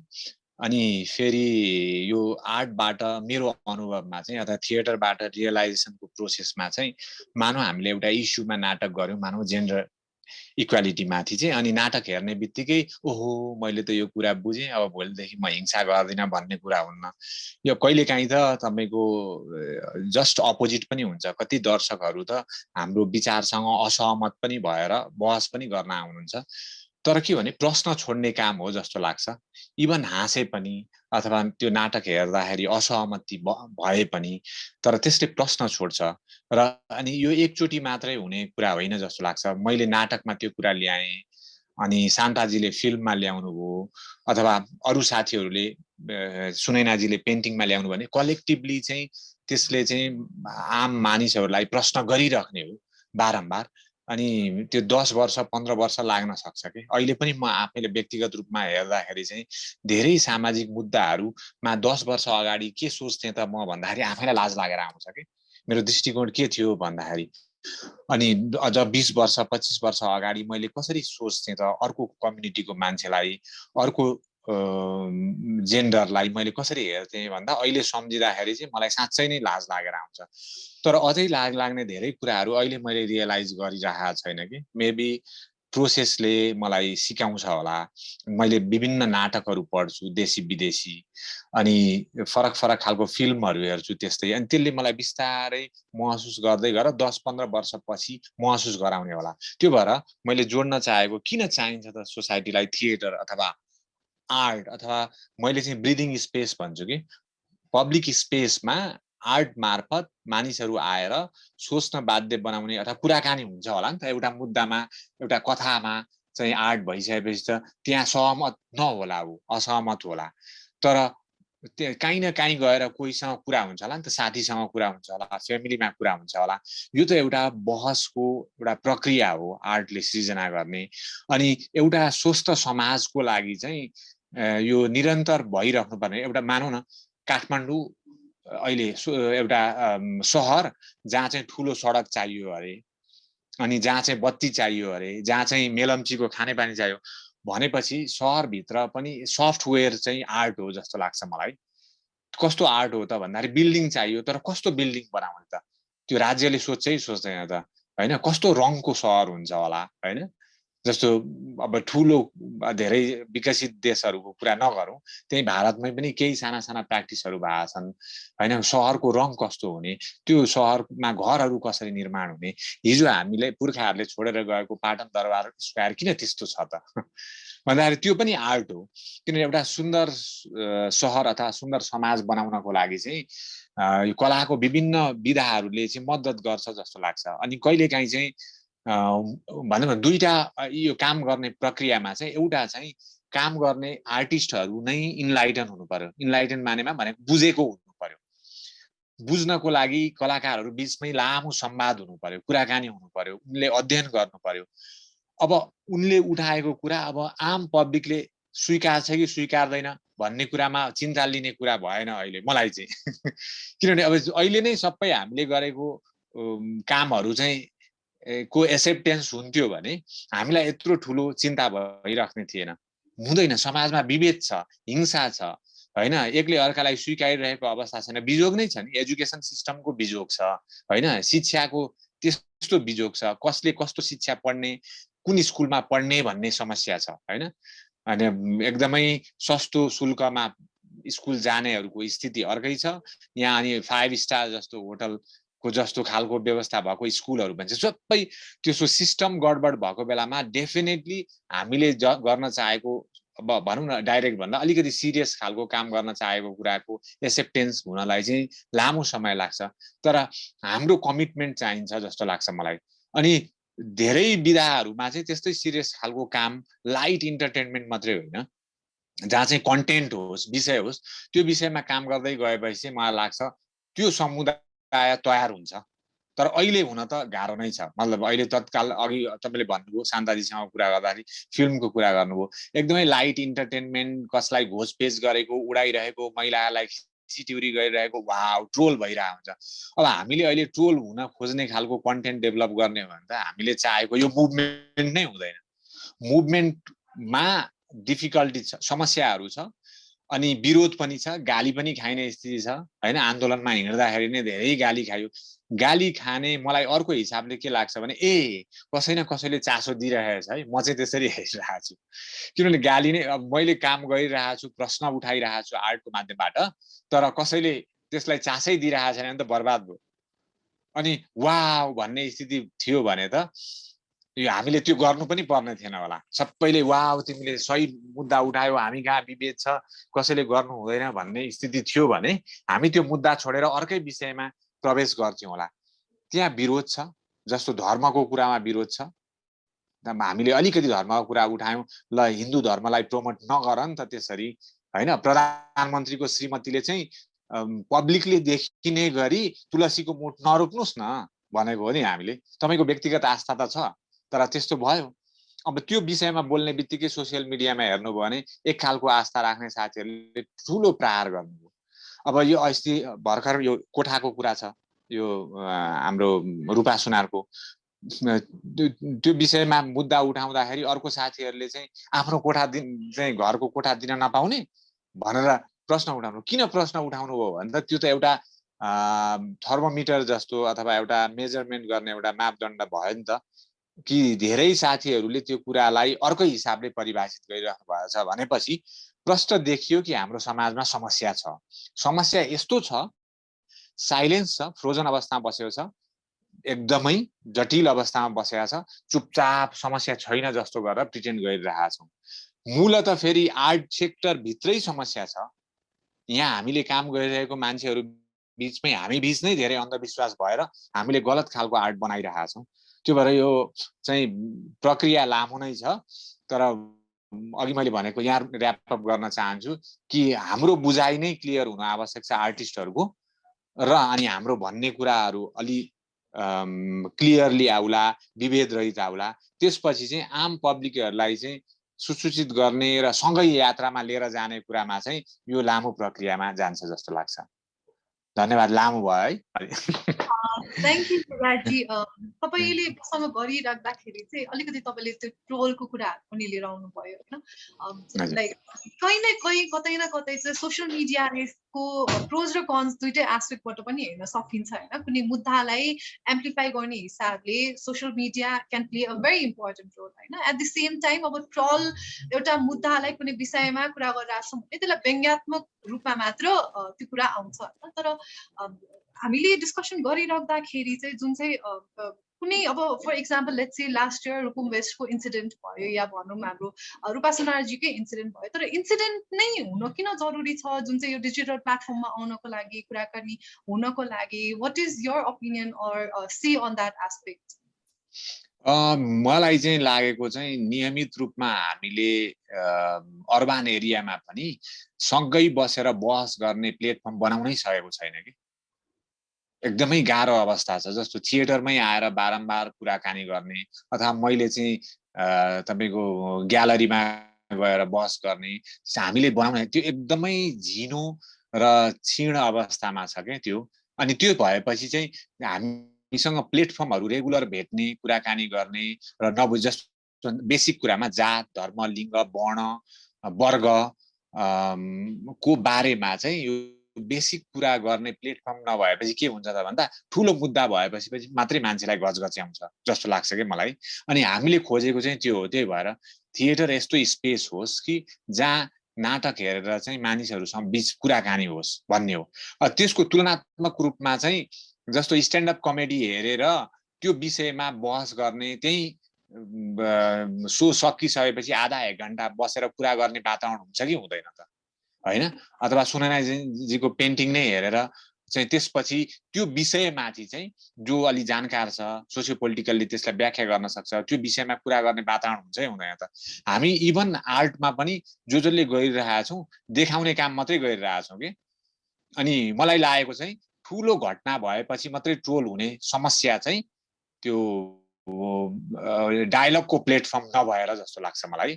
जसको लागि अब आफ्नो हिसाबले सानो सानो क्षण उसमा त गरिराखेका छ। तपाईँहरूले पनि अहिले यहाँ गर्नुभयो यसले पनि चासो दियो नि त। मैले पनि कहिले नसुनेको साथीहरूको कुरा मैले अहिले सुन्न पाइरहेको छु कि यस्तो खालको कुरा प्लेटफर्म बन्न थाल्यो भने चाहिँ जस्तो कि दलित मुभमेन्टमा लागेका पछि यहाँ काठमाडौँमा चाहिँ कोठा नपाएर जस्तो दिपा नेपाली जस्तो अथवा अरू धेरै साथीहरू जस्तो कुरा कसले पुर्याइदिने त। जसले गर्दा ठुलो घटना मान्छे मारेकै हिंसा गरेकै अथवा ठुलो दुःख दिएको क्षणमा मात्रै कुरो नपुग्ने भन्दा पनि अरू बेलामा पनि पुग्ने चाहिँ प्लेटफर्म मेरो चाहिँ फेरि पनि फोकस के भने हामीसँग प्लेटफर्म एकदमै कम छ। कलेज युनिभर्सिटीमा त यस्तो विषयमा कुरा नै हुँदैन। जहाँ हुनु पर्थ्यो युनिभर्सिटी लेभलमा क्लासरुम भित्रै त्यो अघि मैले भनेको 5-6 वटा मुद्दा विषयमा चाहिँ कुरा हुनु पर्थ्यो।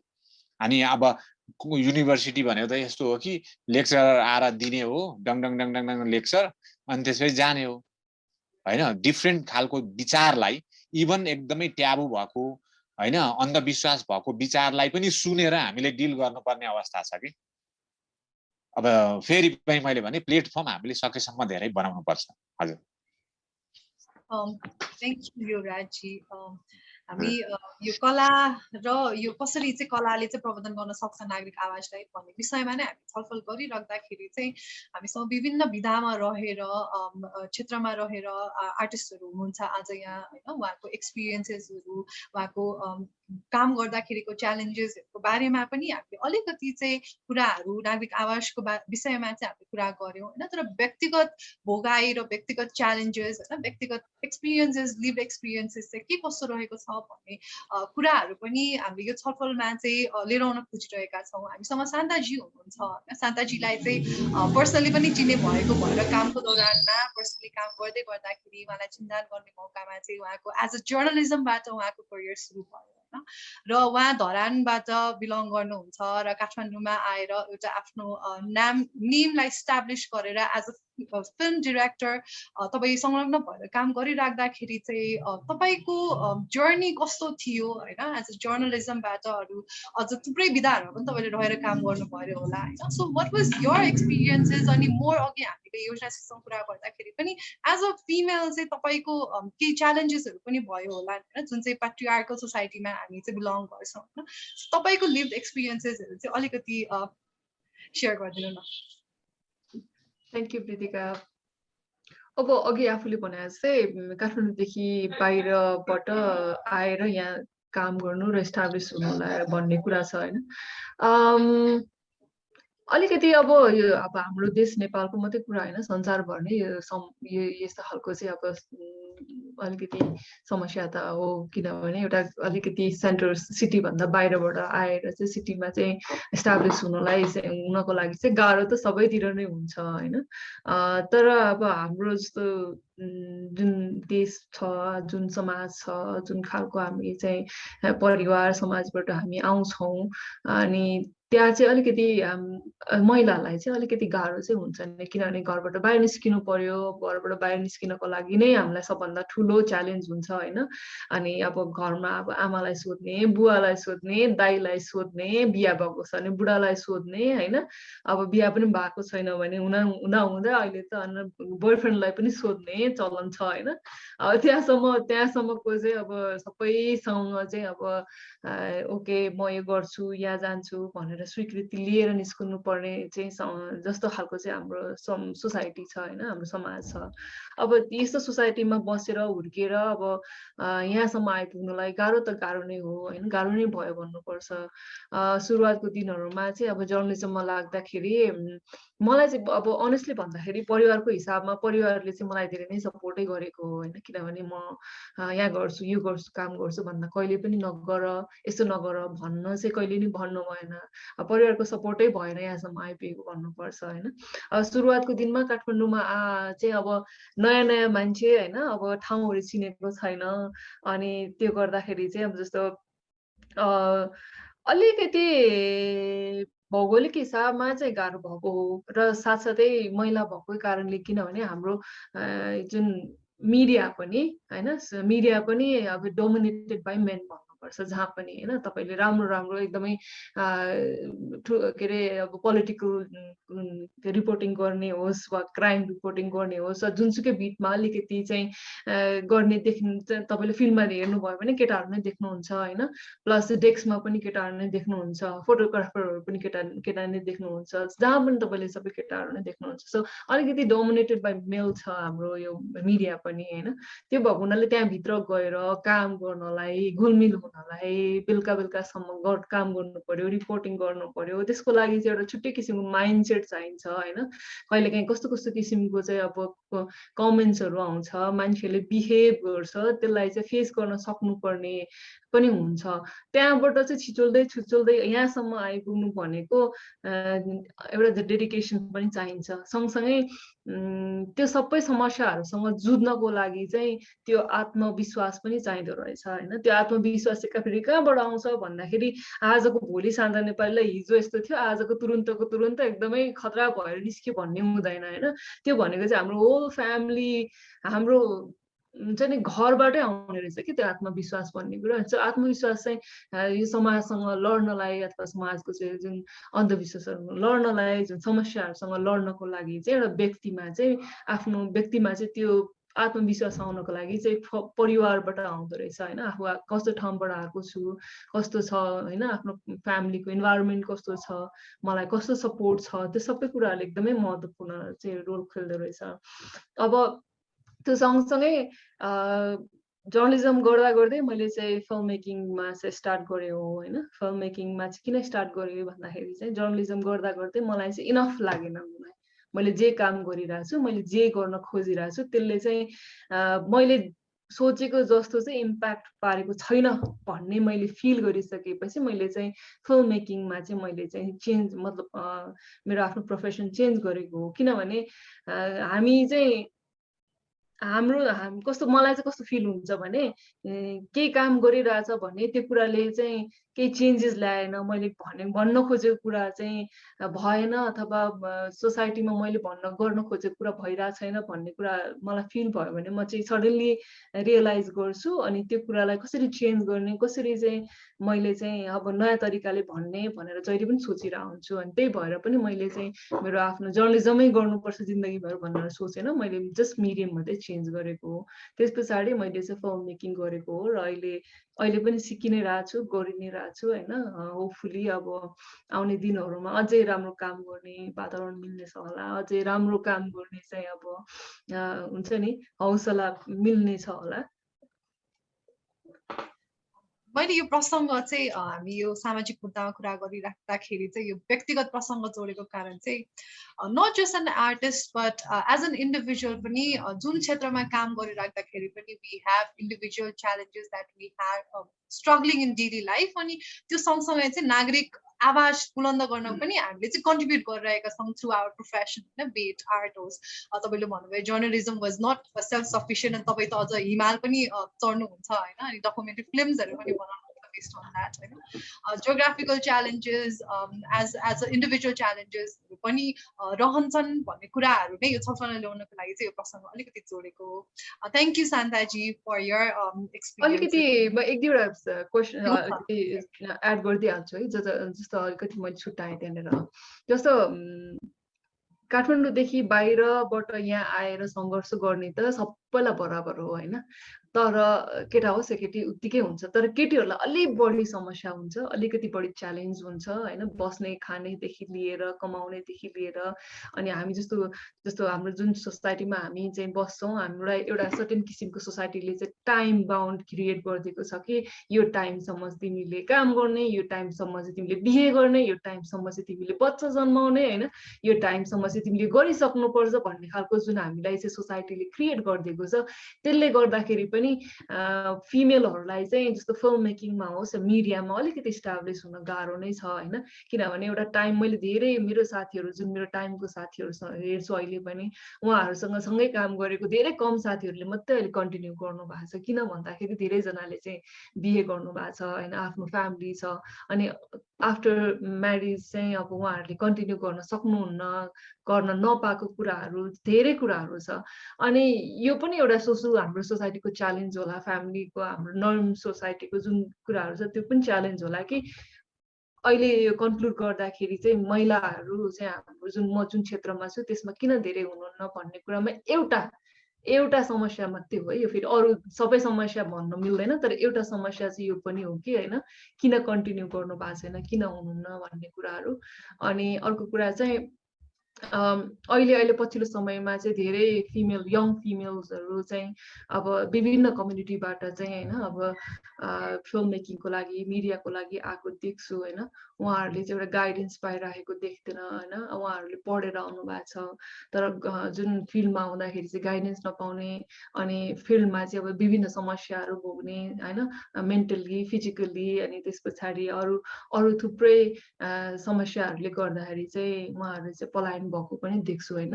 आई थिङ्क अघि नै म लास्टमा एउटा कुरा जोड्न चाहन्छु. अघि नै युवराजीले भन्नुभएको कुरा चाहिँ जुन समस्या हामी भित्रै छ भन्ने कुरा गर्नुभएको थियो, सायद समस्या चाहिँ हाम्रो आफ्नै यो इन्डस्ट्रीभित्रै छ, हामीभित्र पनि छ होइन.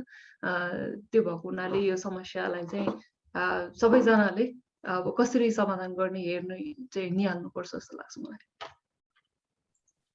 Thank you Santaji for your sharing.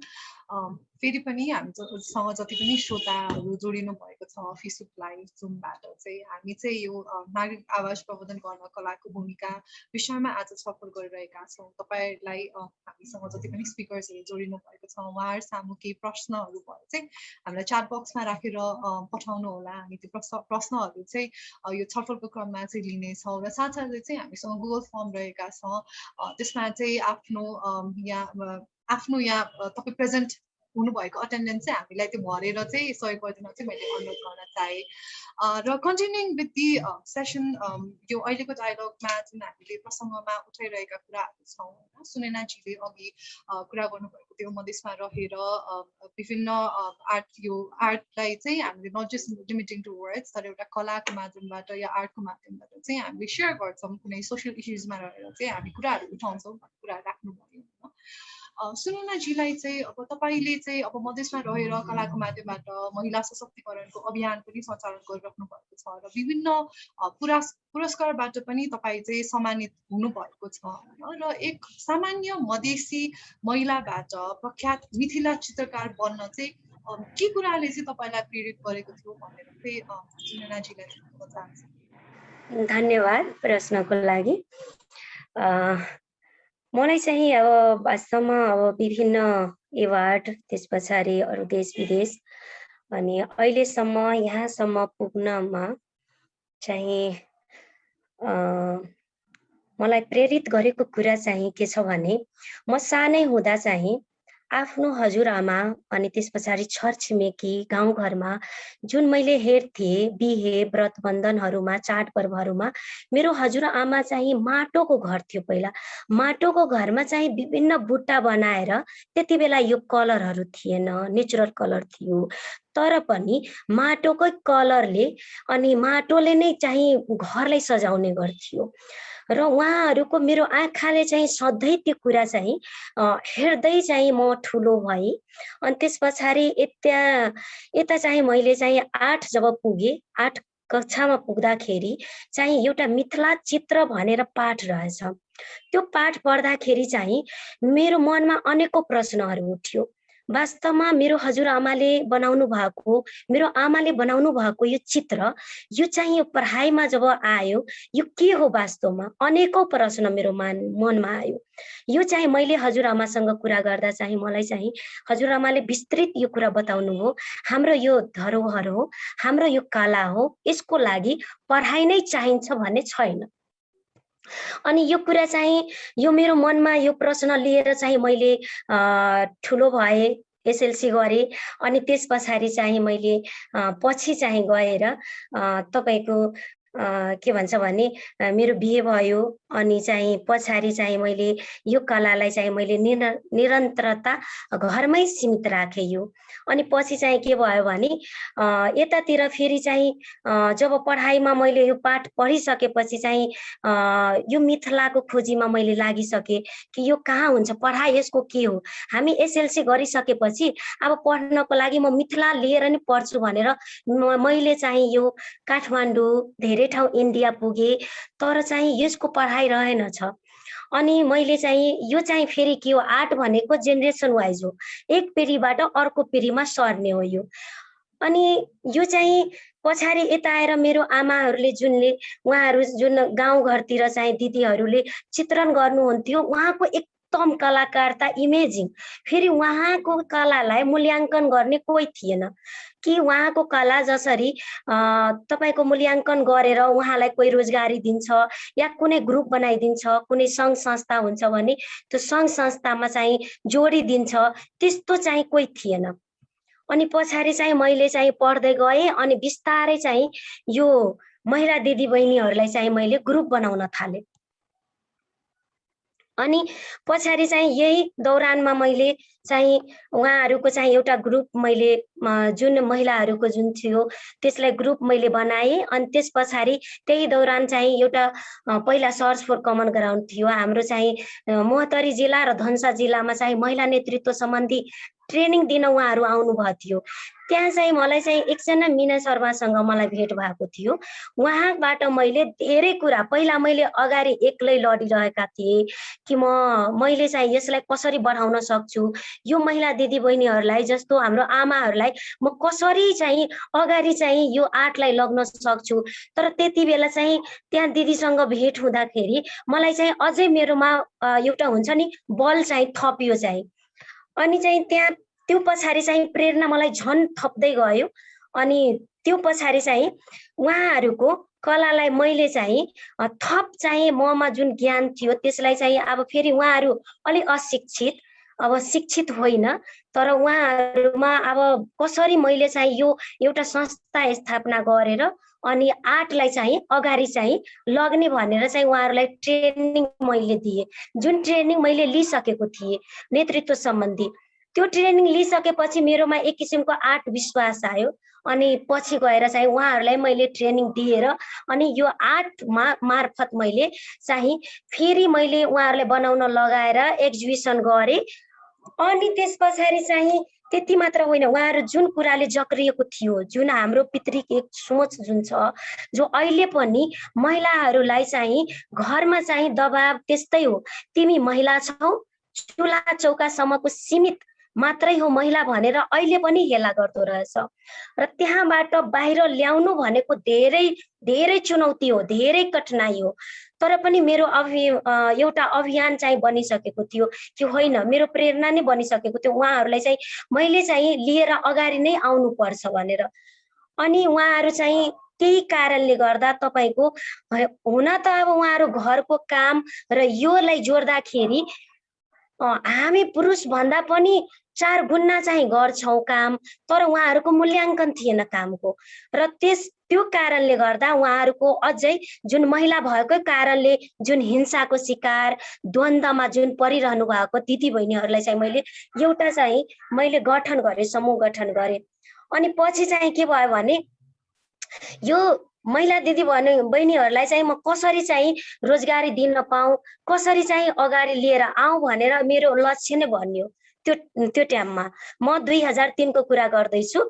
अनि त्यस पछाडि मैले चाहिँ उहाँहरूलाई सकेसम्म मैले एक ठाउँमा भेला गरेर एउटा नेतृत्व सम्बन्धी तालिम दिएर अनि मैले भेला गर्न सके, सक्सेस भयो त्यसमा। अनि त्यो चाहिँ मैले लगभग 2003 र 4 को बिचमा मैले गरिसकेको थिएँ त्यति बेला। अनि अब उहाँहरूलाई स्वयं थाहा थिएन कि मैले जुन कला लिएर यतिका घर डेकोरेट गर्छौ, यति व्रत बन्धन र यति कुरामा चाहिँ म आर्ट सजाउँछौ र यो आर्टले चाहिँ पुनः चाहिँ के छ भने अरूमा चेतनाको पनि काम गर्दो रहेछ भन्ने स्वयं उहाँहरूलाई थाहा थिएन कि उहाँहरूकै आर्टले गर्दा चाहिँ हाम्रो नाम, ठाउँ, देशको नाम पनि चिनाउन सकिन्छ भनेर स्वयं उहाँहरूलाई चाहिँ थाहा थिएन त्यो कुरा। अनि त्यो चाहिँ मैले चाहिँ त्यो उहाँहरूलाई चाहिँ त्यो गठन गरिसकेपछि यो कुराको पनि मैले ममा भएको ज्ञान चाहिँ उहाँहरूलाई मैले दिने कोसिस गरेँ र ठाउँ नाम चाहिँ चिनाउने पनि मैले प्रयत्न गरेँ। त्यो साथसाथ आफूलाई पनि म त्यसमा अझै चाहिँ कसरी राम्रो गर्न सक्छु भनेर चाहिँ त्यसमा मैले अझै कसरी राम्रो हुन्छ भनेर विभिन्न सङ्घ संस्थामा गएर कुरा गर्दै अगाडि बढ्दै गए। र यसमा साथ दिने मेरो चाहिँ सबभन्दा पहिला चाहिँ घर परिवार हो। किनभने हामी जुन क्षेत्रमा भए पनि जसको घर परिवार साथमा छैन भने हामी चाहिँ अगाडि बढ्न धेरै कठिनाइ हुन्छ, हामी अगाडि बढ्न सक्दैनौँ जस्तो मलाई लाग्छ जस्ट। अनि त्यस पछाडि मेरो धेरै साथीहरू, पत्रकार साथीहरू, धेरै सङ्घ संस्थाहरू चाहिँ मलाई सहयोग गर्नु भएको छ। यसमा चाहिँ कतिले चाहिँ यो यसरी हिँड्नुपर्छ सुनेनाजी, यसरी आर्ट बनाउनु पर्छ, यतिका जोड्नु पर्छ इत्यादि कुराहरू। र यो दौरान चाहिँ मैले चाहिँ एउटा मधेस क्षेत्रको छु र तराईमा फेरि बुहारी, यो बीचमा चाहिँ चुनौती भनेको एकदम धेरै नै सङ्घर्ष चाहिँ धेरै नै गर्नु पर्यो। र त्यो चुनौतीहरू पार गर्नको लागि चाहिँ एकदम मैले जहिले पनि पोजिटिभ नै लिएँ। किनभने जुन हाम्रो के भन्छ भने धेरै यतिका चाहिँ पुर्खादेखि चाहिँ जुन हाम्रो पितृ सोचले गर्दा जकरिएकोलाई हामी डाइरेक्ट तोड्न सक्दैनौँ। हामी एकाएक तोड्यौँ भने हामी फेरि घरमै थुनिन्छौँ भनेर चाहिँ यसलाई स्टेप बाई स्टेप चेन्ज गर्नुपर्छ र यसलाई पोजिटिभ नै लिनुपर्छ भनेर यो धारणा लिएर चाहिँ मैले अगाडि बढेँ। अनि यहाँ चाहिँ के भयो भने हाम्रो चाहिँ यो महिला सशक्तिकरणको लागि तपाईको जति द्वन्द हुन्छ, जति हिंसाको शिकार छ, बलात्कारको कुरा आइरहेको छ, त्योहरू चाहिँ किन घट्दो रहेछ त्यो चाहिँ मैले यो जाडा खोज्न थालेँ। अनि यो चाहिँ हाम्रो रोजगारी हो, जसको रोजगारी छैन, त्यो जहाँ रोजगारी छैन यो घटना त्यहाँ धेरै हुँदो रहेछ।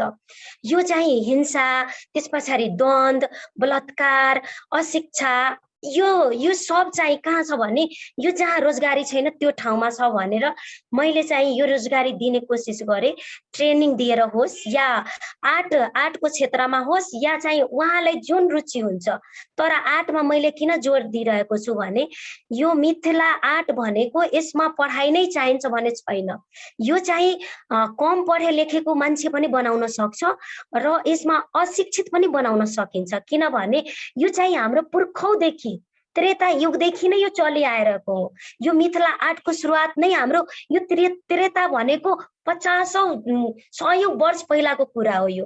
त्यही भएर यो जेनेरेसन वाइज मतलब सर्दै आएको। हामी सानैदेखि चाहिँ जब यो दुनियाँमा हामी आयौँ भने त्यहाँदेखि नै यो कुरा चाहिँ हाम्रो आँखाले हेर्दै आएको। त्यही भएर चाहिँ मैले यो मिथिला आर्टमै अब खास गरेर मिथिला आर्टिस्ट भएकै नाताले चाहिँ खुद मैले महिला भएकै नाताले यसमा मैले धेरै चाहिँ दिदीबहिनीहरूलाई चाहिँ मैले धेरै यसमा पुस गरेको छु, धेरै यसमा मैले कन्भिन्स गरेर नि मैले ल्याएको छु। अहिलेसम्म मैले चाहिँ लगभग 450 पहिला थियो र अहिले समताले चाहिँ हाम्रो 45 जना चाहिँ हाम्रो दिदीबहिनीहरूलाई चाहिँ फेरि चाहिँ ट्रेनिङ दिएर चाहिँ यति आर्टिस्ट चाहिँ जोडिसक्नु भएको छ, यति चाहिँ उत्पादन गरिसक्नु भएको छ भनेर हाम्रो चाहिँ अहिले चाहिँ भएको छ। र यतिकै मैले चाहिँ यसमा चाहिँ जति ट्रेनिङ दिएको छु यो मध्ये धेरैजना रोजगारी पाउनु भएको छ। जस्तो मै 20 जनालाई दिएको छु, कतिजना आफू व्यक्तिगत गरेर पनि जीविकोपार्जन चलाइरहनु भएको छ, कतिजना स्वयं आफ्नो घरमा भए पनि उहाँहरू आफ्नो घरलाई डेकोरेट सजाउनको लागि पनि प्रयोग गर्दै हुनुहुन्छ आर्टलाई। र यो आर्ट तपाईको यस्तो हो, हाम्रो कला संस्कृति धरोहर सबलाई चाहिँ हामी अगाडि जुन हाम्रो अगाडि ल्याउन सकिन्छौँ, जो लोप भइरहेको छ।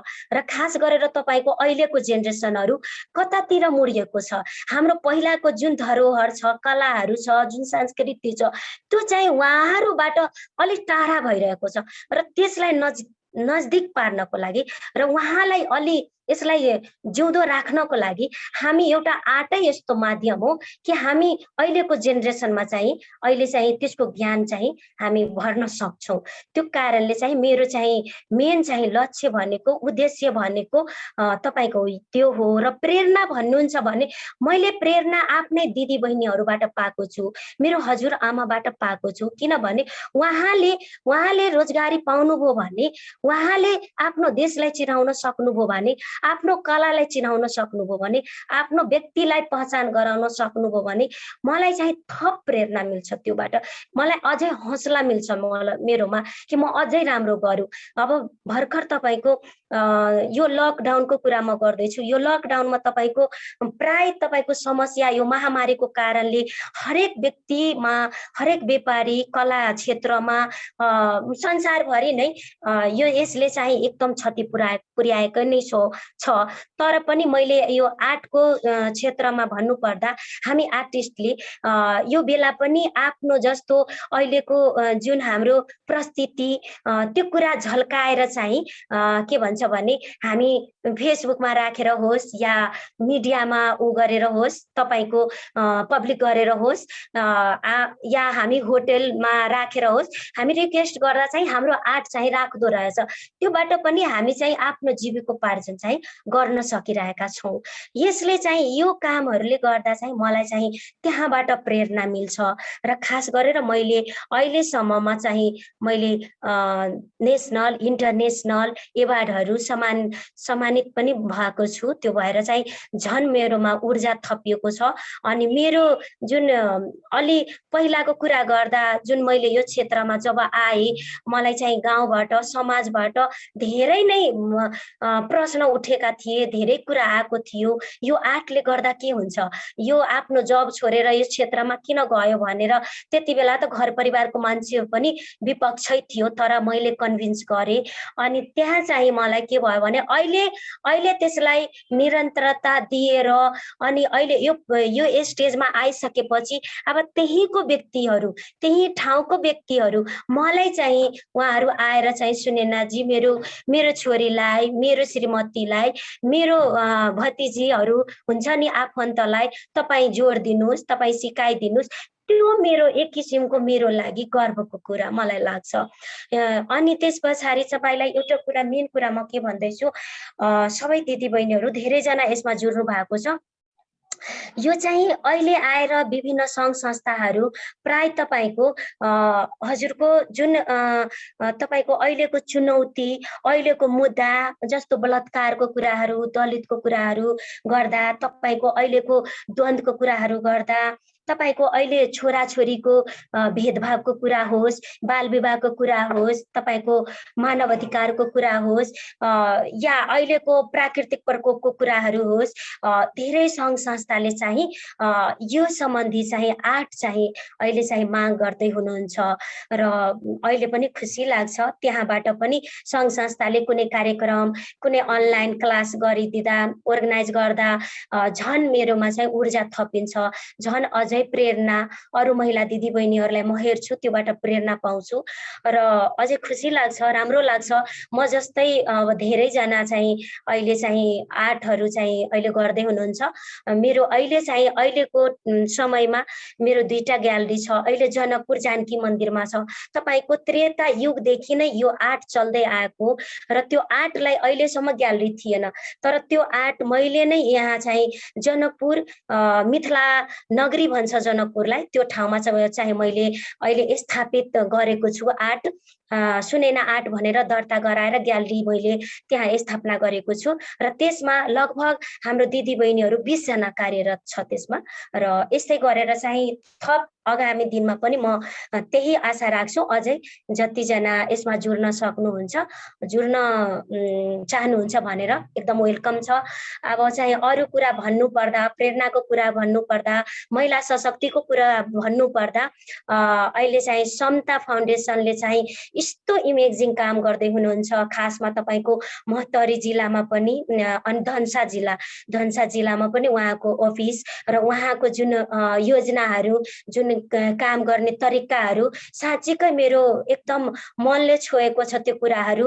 किनभने उहाँले जुन मुद्दा उठाएर, जुन हाम्रो दलितको, हाम्रो महिलाको मुद्दाहरू, जुन हामी एउटा महिला नि कति परिस्थिति, कस्तो स्थितिमा छौँ हामी र कति हाम्रो समस्या छ, कोही सुन्नेवाला छैन, एउटा ठाउँ छैन आफ्नो मनको कथा राख्ने, त्यो ठाउँ चाहिँ बनाइदिनु भएको छ भनेर एकदम उहाँलाई चाहिँ धेरै धेरै म धन्यवाद दिन चाहन्छु। र अहिले भर्खर यो 40-45 जना दिदीबहिनीहरूले यति राम्रो कथा बनाएर जब राख्नुभयो नि, मलाई त भित्रदेखि नै एकदम उहाँहरूको कथा सुन्दा मनै भित्रदेखि रोएर आयो कि एउटा आर्टले गर्दा उहाँहरूले आफ्नो कथा बाहिर निकाल्नुभयो। म चाहिँ अब धेरै लङ भयो। मैले तपाईलाई अलिकति रोक्न चाहे र ऱ्याप अप गर्नलाई चाहिँ मैले अनुरोध गर्न चाहे तपाईलाई। हजुर हजुर हजुर थ्याङ्क यू सुनैना जी। तपाईको चाहिँ स्टोरी छ which is very inspirational, जुन हिसाबले तपाईको आफ्नो स्ट्रगलदेखि लिएर जसरी दिदीबहिनीसँग तपाईले 450 भन्दै 500 जनालाई चाहिँ डाइरेक्टली चाहिँ तपाईले हुन्छ नि सशक्त गराउनलाई चाहिँ जुन हिसाबले काम गर्नु भएको छ, व्यक्तिगत हिसाबमा पनि जनकपुर गएर तपाईको जहाँ मिथिला आर्ट पेन्टिङ तपाईले राख्नु भएको छ जनकपुरमा पनि, स्वयं हेर्दाखेरि पनि तपाईको स्टोरी चाहिँ एकदमै इन्स्पिरेसनल छ। र जति पनि हामीसँग साथीहरू जोडिनु भएको छ प्रदेश 2 बाट, जो डाइरेक्टली संलग्न हुनुहुन्छ सुनैनाजीसँग र समता फाउन्डेसनसँग, र जतिजनाले हामीलाई सुनिराख्नु भएको छ, यो स्टोरी इज भेरी भेरी इन्स्पिरेसनल सुनैनाजी। अनि थ्याङ्क यू सो मच भन्न चाहन्छु जुन काम गरिराख्नु भएको छ र त्यसलाई नै निरन्तर गर्दै जानु होला भन्ने पनि शुभकामना चाहिँ हामी व्यक्त गर्न चाहन्छौँ। र फेरि यो डिस्कसनलाई चाहिँ म कन्टिन्यू गर्नलाई चाहिँ मैले चाहे।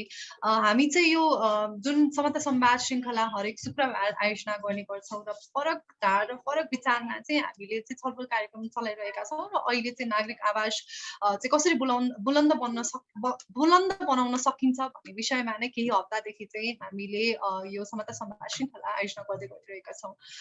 र मैले फेरि पनि कोही हाम्रो साथीहरू जति पनि जोडिनु भएको छ, तपाईँहरूको प्रश्न छन् भने चाहिँ हामीलाई च्याट बक्समा राखेर पठाउनु होला, हामी प्रश्नहरू लिने क्रममा नै छौँ। र यो भन्दै चाहिँ हामीसँग लफकान जी हुनुहुन्छ। लफकान जीले पनि यो आफ्नो पहिलो प्रदर्शनी जुन चाहिँ भिजुअल आर्टिस्ट उहाँ हुनुहुन्छ, आफ्नो पहिलो प्रदर्शनी चाहिँ यो मसिनिया दस्तुरबाट चाहिँ सुरु गर्नु भएको थियो हैन। लफकान जीलाई चाहिँ यो मसिनिया दस्तुर भनेको चाहिँ के हो र तपाईले चाहिँ यो प्रदर्शनी गर्न चाहिँ यो प्रदर्शनीबाट चाहिँ के दर्शाउन खोज्नु भएको थियो भन्ने कुरा चाहिँ मलाई जान्न मन लाग्यो लफकान जी। हजुर, यो मसिनिया दस्तुर चाहिँ कस्तो हो भन्दाखेरि चाहिँ मेरो चाहिँ अलिकति पर्सनल अनुभवकोबाट नै मैले खोज्दै जाँदाखेरि चाहिँ मैले कामहरू गर्दै जाँदा अनि मैले चाहिँ त्यो टाइटल चाहिँ त्यो छनौट गरेको थिएँ। कस्तो थियो भन्दाखेरि, कस्तो भयो भन्दाखेरि चाहिँ तपाईँको यो जुन टिकापुरको जुन केस भयो नि, जुन घटना घट्यो नि, त्यो घटनामा चाहिँ कस्तो भयो भन्दाखेरि थारूहरूलाई चाहिँ एकदमै भनौँ न भिलेनाइज गरेर हैन, दानवीकरण गरेर थारू समुदायलाई नै त्यसरी चाहिँ एउटा भाष्य, एउटा त्यो थारू समुदायलाई नै एक खालको त्यो दानवीकरणको अवस्था सिर्जना गरेको थियो त्यो बेलामा। अनि कस्तो भयो भन्दाखेरि खोज्दै जाँदाखेरि त्यो टिकापुरको घटनाको रिसर्चहरू गर्दै जाँदाखेरि चाहिँ के भयो भन्दाखेरि त्यहाँ त अब उल्टो रहेछ क्या त्यो सिचुएसन चाहिँ।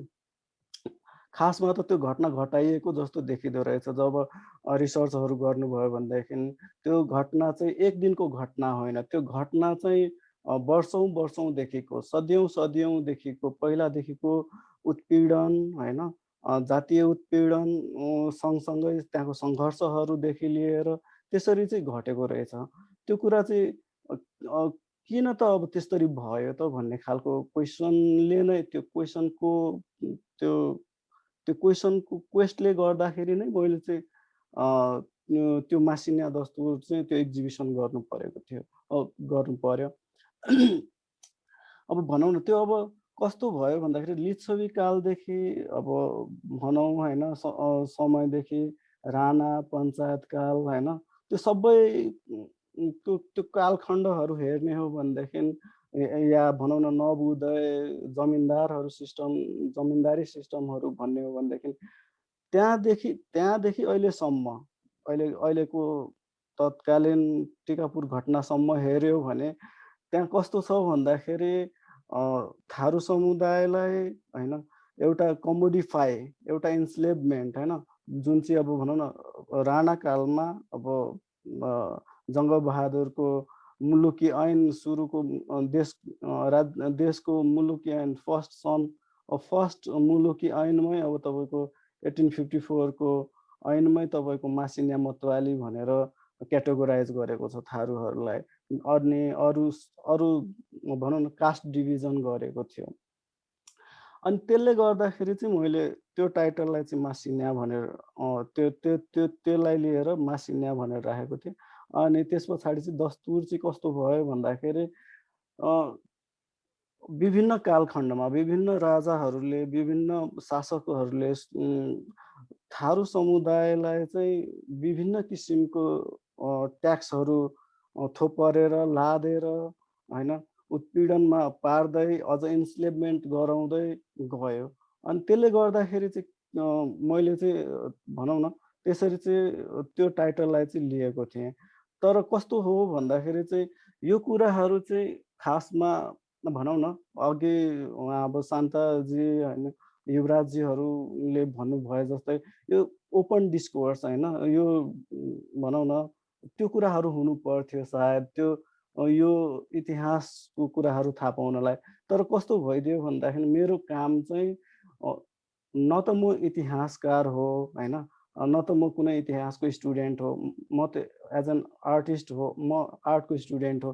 तर म चाहिँ कस्तो भइदियो भन्दाखेरि I am dealing with this भनौँ न हिस्ट्री के होइन, जुन चाहिँ दमनकारी हिस्ट्री हो। यो चाहिँ दमनकारी यो हिस्ट्रीले चाहिँ कसरी चाहिँ भनौँ न थारूहरूलाई चाहिँ मार्जिनलाइज्ड गर्यो होइन, अरू उत्पीडित जाति वर्गहरूलाई चाहिँ झन उत्पीडनमा पार्दै गयो। अहिलेसम्म पनि त्यो भनौँ न यो समाजमा व्याप्त त्यस्तो खालको चाहिँ उत्पीडनहरू अझै होइन, त्यो कुराहरूको चाहिँ डिस्कोर्स हुनु पर्थ्यो होला सायद। सिलेबसहरूमा स्कुल कलेज होइन हामीले पढ्ने किताबहरूमा हुनु पर्थ्यो होला सायद होइन, हाम्रो त्यो इतिहासको बारेमा पढाइ हुनु पर्थ्यो होला, त्यो केही पनि छैन होइन। त्यसले गर्दाखेरि चाहिँ मलाई चाहिँ त्यो कुरामा चाहिँ अब रिसर्चहरू गर्न थालेँ। अनि बल्ल थाहा पाएँ कि ओहो हामीलाई त साँच्चीकै उत्पीडनमा पारेको रहेछ, यसरी चाहिँ इन्स्लेभ नै कमोडिफाई नै गरेको रहेछ भन्ने खालको कुराहरू थाहा पाउँदै गएँ। अनि त्यही कुराहरू चाहिँ मैले मेरो कला मार्फत, मेरो आर्ट मार्फत त्यसरी नै मैले बनाउँदै गएँ। अनि अब अझै अब टिकापुरकै अस्तिकै म यो एउटा इन्सिडेन्ट बताउँछु म। पठाउ चढेर जाँदै थिएँ होइन, अनि पठाउ चालकले चाहिँ मलाई सोध्नुभयो, तपाईँ कहाँको थारू हो भनेर सोध्नुभयो। म चाहिँ सर्लाहीको हो भनेर भने। तपाईँ कहाँको हो भनेर भने। उहाँले चाहिँ म कैलालीको हो भनेर भने। थारूहरू त खतरा हुन्छ नि सर भनेर भने। किन होला त त्यस्तो, किन भयो खतरा भनेर सोधेको, त तपाईँलाई थाहा छैन टिकापुरको बारेमा भनेर भने। टिकापुरको थारूहरू त झनै खतरा हो भनेर भन्नुभयो क्या उहाँले। यो भनेको चाहिँ कस्तो हो भन्दाखेरि चाहिँ यो भनेको चाहिँ अब तपाईँको मिडियाले होइन एउटा अब भनौँ न हाम्रो पत्रपत्रिकाले हाम्रो टेलिभिजनले जुन कुरा प्रसारण गर्नुहुन्छ जसरी प्रसारण गर्नुहुन्छ त्यसकै प्रभाव हो। जसरी अब राज्यले भाष्य एउटा न्यारेसन क्रिएट गर्छ त्यही अनुसारको उपज हो जस्तो लाग्छ मलाई चाहिँ। तर त्यसको लागि चाहिँ अब हामीले चाहिँ धेरै भनौँ न यो कुराहरूमा अब यस्ता मुद्दाहरूमा धेरै नै काम गर्नुपर्छ होला सायद। त्यो अब भनौँ न एउटा ओपन डिस्कोर्स या यो कुराहरूलाई चाहिँ अझै कुराकानीहरू गर्दै गयो भनेदेखि यो अब भनौँ न भिडियो मार्फत आर्ट मार्फत पर्फर्मेन्स मार्फत आयो भनेदेखि अझै राम्रो हुन्थ्यो होला। हजुर थ्याङ्क यू लवकानजी। हामी चाहिँ के प्रश्नहरू पनि च्याटमा आएका छन् होइन, तपाईँको अनुभवलाई नै समेटेर यो कन्भेन्सनल आर्टको चाहिँ एउटा प्रश्न आएको छ हामीसँग। यो कन्भेन्सनल आर्टलाई चाहिँ मोडर्न आर्टसँग जोडेर इस्युजहरू विरुद्ध चाहिँ हामीले चाहिँ कसरी आवाज चाहिँ अझ बुलन्द गर्न सकिन्छ भन्ने प्रश्न राख्नु भएको छ। एकचोटि फेरि भनिदिनुहोस् त। कन्भेन्सनल आर्टलाई मोडर्न आर्टसँग जोडेर इस्युजहरू विरुद्ध आवाज चाहिँ कसरी एम्प्लिफाई गर्न सकिन्छ भन्ने प्रश्न आएको छ। यसमा चाहिँ अब कन्भेन्सनल र मोडर्न आर्ट भन्दा पनि अब अहिलेको सिचुएसनमा चाहिँ अहिलेको कन्टेम्पोरेरी समयमा चाहिँ आफूले कसरी बोल्ने, आफूले आफ्नो कुराहरू कसरी राख्ने, त्यसमा चाहिँ त्यो व्यक्तिमै त्यो आर्टिस्टमै भर पर्छ होला मेरो विचारमा। धन्यवाद लवकानजी। हामी चाहिँ के प्रश्नहरू च्याट बक्सबाट लिइरहेका छौँ र श्रोताहरूलाई तपाईँहरूको केही प्रश्न जिज्ञासा भए चाहिँ कृपया हामीलाई चाहिँ च्याट बक्समा लेखेर पठाउनु होला। हामी प्रश्नहरू चाहिँ तपाईँका प्रश्नहरू चाहिँ र जिज्ञासाहरू चाहिँ हामी वक्ता सामु चाहिँ राख्नेछौँ। र अर्को प्रश्न चाहिँ हाम्रो युवराजजीलाई रहेको छ। युवराजजी हुनुहुन्छ?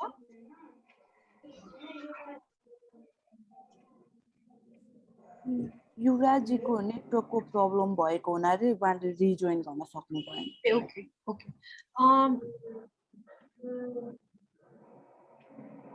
ओके सो शान्ताजीलाई एउटा प्रश्न रहेको छ। हरेक विधाको उद्देश्य समाज परिवर्तन गर्नु नै हो। समाजमा हुने विभेदलाई तपाईले विधा मार्फत कसरी उठाउँदै हुनुहुन्छ भनेर चाहिँ प्रश्न आएको छ। कसले सोध्नु भएको होला? गोपालजीले। थ्याङ्क यू गोपालजी प्रश्नको लागि। अब मेरो आफ्नो विधा भनेकै चलचित्र विधा हो होइन, भिजुअल मिडियम हो। भिजुअल मिडियमको तर्फबाट मैले चाहिँ अब कसरी समाजमा भइरहेका घटनाहरू जुन कुरा चाहिँ मलाई मेरो व्यक्तिगत हिसाबमा चाहिँ ठिक होइन भन्ने लाग्छ, त्यसलाई चाहिँ मैले आफ्नो भिजुअल मिडियम आफ्नो मिडियमबाट चाहिँ कसरी चाहिँ गरिरहेको छु भन्दाखेरि पनि अब बनाउने भनेको फिल्म हो होइन, मैले बनाउने भनेको फिल्म हो, डकुमेन्ट्री फिल्म होस्, फिक्सन होस् वा नन फिक्सन, दुवैको माध्यमबाट चाहिँ मैले चाहिँ कसरी त्यो विषयलाई त्यो मुद्दालाई चाहिँ कसरी चाहिँ बाहिर ल्याउन सक्छु, मान्छेहरूको सामु कसरी ल्याउन सक्छु, फिल्म बनाएर हुन्छ कि फिक्सन बनाएर हुन्छ कि नन फिक्सन बनाएर हुन्छ कि मेबी सानो भिडियो मात्रै बनाएर हुन्छ कि कसरी हुन्छ, मैले त्यो काम गरि नै राखेको छु। र पछिल्लो समयमा हामीले गरेको भनेको जुन अलिकति हाम्रो अहिले करेन्ट इस्युदेखि लिएर हाम्रो जुन पछिल्लो समयमा अलिकति धेरै पनि उठ्यो यो कुराहरूलाई लिएर जुन जातको प्रश्न भनेर हामीले बनाएका थियौँ। जातको प्रश्नको मार्फत चाहिँ हामीले चाहिँ विभिन्न घटनाहरूलाई समेट्यौँ र विभिन्न व्यक्तिहरूको चाहिँ जुन जातको विषयलाई लिएर चाहिँ जुन उहाँहरूको एक्सपिरियन्स थियो, जुन त्यो कुराहरूलाई चाहिँ हामीले जातको प्रश्नको मार्फत चाहिँ हामीले विभिन्न एपिसोडहरूमा ल्याएका थियौँ। पछिल्लो समय मैले गरेको मेरो आफ्नो काम भनेको त्यो भइहाल्यो। र अहिले मैले एउटा अहिले करेन्टली एउटा 2 वर्षदेखि लास्ट 2 इयर्सदेखि चाहिँ मैले एउटा काम गरिराखेको छु, जुन काम चाहिँ डकुमेन्ट्री नै भनौँ। डकुमेन्ट्रीको काममा मैले त्यसलाई अहिले पनि फलोअपै चलिरहेको छ। त्यो पनि यो हाम्रो अहिले रिसेन्ट केस जुन हाम्रो काठमाडौँमा जुन डेरा नपाउने कुरा थियो त्यो कुरा त रिसेन्ट भइहाल्यो, त्यो मैले गरिराखेको चाहिँ धेरै अगाडि नै भएको कुरा हो होइन। जुन चाहिँ समस्या चाहिँ हामीले अहिले त यो समस्या बाहिर एउटा न्युजको कारणले मात्रै बाहिर आयो, तर यो समस्या धेरै वर्षदेखि धेरै अगाडिदेखि नै छ होइन। बेला बेलामा यो यस्तो सानो यस्तो न्युजहरूले यस्तो चाहिँ बाहिर आउँछ र मान्छेलाई लाग्छ ओहो काठमाडौँमा त यस्तो समस्या पनि रहेछ भन्ने लाग्छ होइन। तर यो समस्या धेरै पहिलादेखिको हो र यसैलाई लिएर मैले 2 वर्षदेखि डकुमेन्ट्रीलाई नै डकुमेन्ट्रीको कामहरू गरिरहेको छु। आई थिङ्क मेरो विधा मेरो माध्यम मेरो भन्ने माध्यम नै यही होला। आई थिङ्क यसरी नै काम गरिरहेको छु भन्नु पर्ला। थ्याङ्क यू शान्ताजी तपाईँको आन्सरको लागि। आई होप गोपालजीले चाहिँ तपाईँको उहाँको प्रश्नको उत्तर चाहिँ पाउनुभयो होला हामी अपेक्षा गरेका छौँ। हामीसँग सुनेनाजी हुनुहुन्छ। सुनेनाजीलाई चाहिँ एउटा प्रश्न रहेको छ।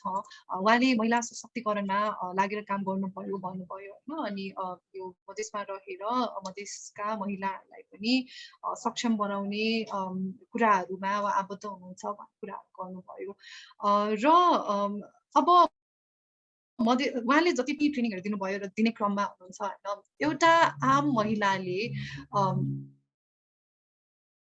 अब सुनेना ठाकुर बन्नको लागि चाहिँ सङ्घर्ष र कतिको डेडिकेसन र प्यासन चाहिन्छ, किनभने दिन र आर्ट त दिइराख्नु भएको छ होइन। तर त्यस्तो सुनेना ठाकुर मल्टिपल हुनको लागि प्रदेशमा जहाँ मधेसमा रहेर होस् या जता पनि नेपालमा छरिएर रहेर होस्, त्यस्तो महिला सक्षम महिला बन्नको लागि चाहिँ के कुराहरू चाहिँ गर्नुपर्छ लाग्छ तपाईँलाई सुनेनाजी? यो प्रश्न रहेको छ।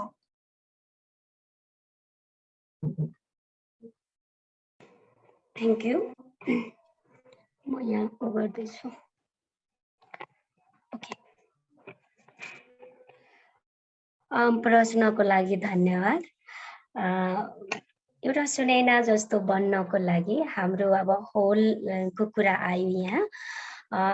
यसको लागि चाहिँ के छ भने त हामी आफै महिला आफूलाई नै हामी कमजोर ठान्छौँ। पहिला सबभन्दा पहिला त्यो हो, किनकि हामी महिला छौँ अनि हामी महिला चाहिँ यो काम गर्न सक्दैनौँ भनेर धेरै त म गर्दैछु। अब पनि यहाँ 5-10% होला कि अहिले पनि एकदम राम्रो गर्नु भएको छ। तर अहिले पनि यस्तो कुरा छ महिलामा, म महिला छु, मसँग यो काम हुँदैन, म गर्न सक्दैन भनेर छ। र म चाहिँ मेरो बच्चा भयो अनि मेरो बुढा छ घरमा, सासू ससुरा छ, मेरो फ्यामिली छ, म फ्यामिलीलाई सेवा गर्नुपर्छ, बच्चालाई अलि हुर्काउनु बढाउनु पर्छ, पढाउनु पर्छ भनेर आफ्नो लाइफ त्यही सीमित गर्नु भएको छ। आफूलाई नै त्यो घरभित्र सीमित गर्नु भएको छ। यो कारणले चाहिँ हामी अगाडि बढ्न सक्दैनौँ, किनभने जबसम्म हामी आफ्नो लक्ष्य र म पनि म यो संसारमा छु भने मेरो पनि नाम हुनुपर्छ, मेरो पनि पहिचान हुनुपर्छ र म पनि चिनाउन सकौँ भनेर यदि सब दिदी बहिनीको यदि त्यस्तै यदि आफ्नो अठोट लियो भने त्यो पक्कै चाहिँ गर्न सक्नुहुन्छ। भने हामी चाहिँ भनेको हामी एकदम धेरै हो, किनभने हामी पहिलाको उदाहरण पनि लिँदा हुन्छ। हामी सीता नगरी भूमिमा छौँ, सीतालाई हेर्न सक्छौँ, हामी झाँसीको रानीलाई हेर्न सक्छौँ, हामी हौ सरस्वती हौ भनेर आफूलाई चाहिँ पहिचान गर्नुपर्छ, सबभन्दा पहिला त्यो हो। र हामी चाहिँ अब आर्टको क्षेत्रमा होस् या अरू क्षेत्रमा, जसरी डान्समा होस्, सङ्ग होस्, अरू धेरै क्षेत्र छ, त्यहाँ चाहिँ आफ्नो नाम र ठाउँ चिनाउनको लागि, आफ्नो पहिचान गराउनको लागि उहाँले पहिला चाहिँ सोच चाहिँ पोजिटिभ राख्नुपर्छ। या हामी बाहिर छौँ, कसैले हामीलाई भन्यो ए आज सुनैना त होटेल गए थियो, त्यहाँ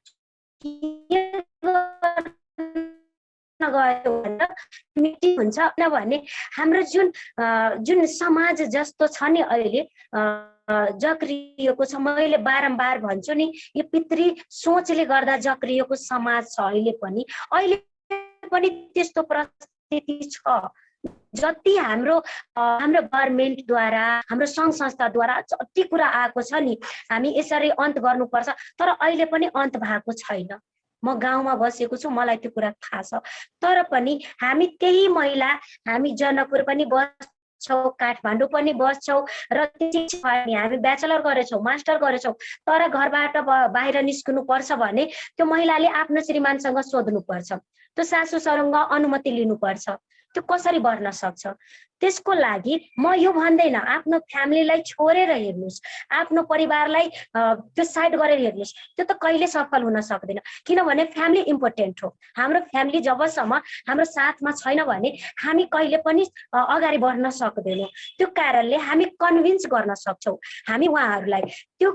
अनि हामी जब त्यसमा सफल भयौँ भने हामी पनि सफल हुन्छौँ।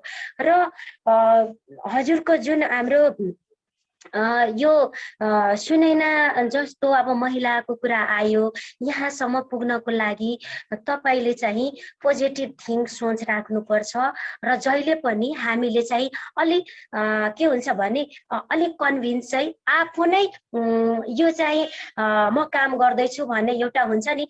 अब धेरै गाउँघरतिर एउटा के छ भने अहिले धेरै महिला नेतृत्व सम्बन्धी, वुमेन इन पावर सम्बन्धी महिलालाई ट्रेनिङ दिने गरेको छ कि आफ्नो अधिकारको कुरा।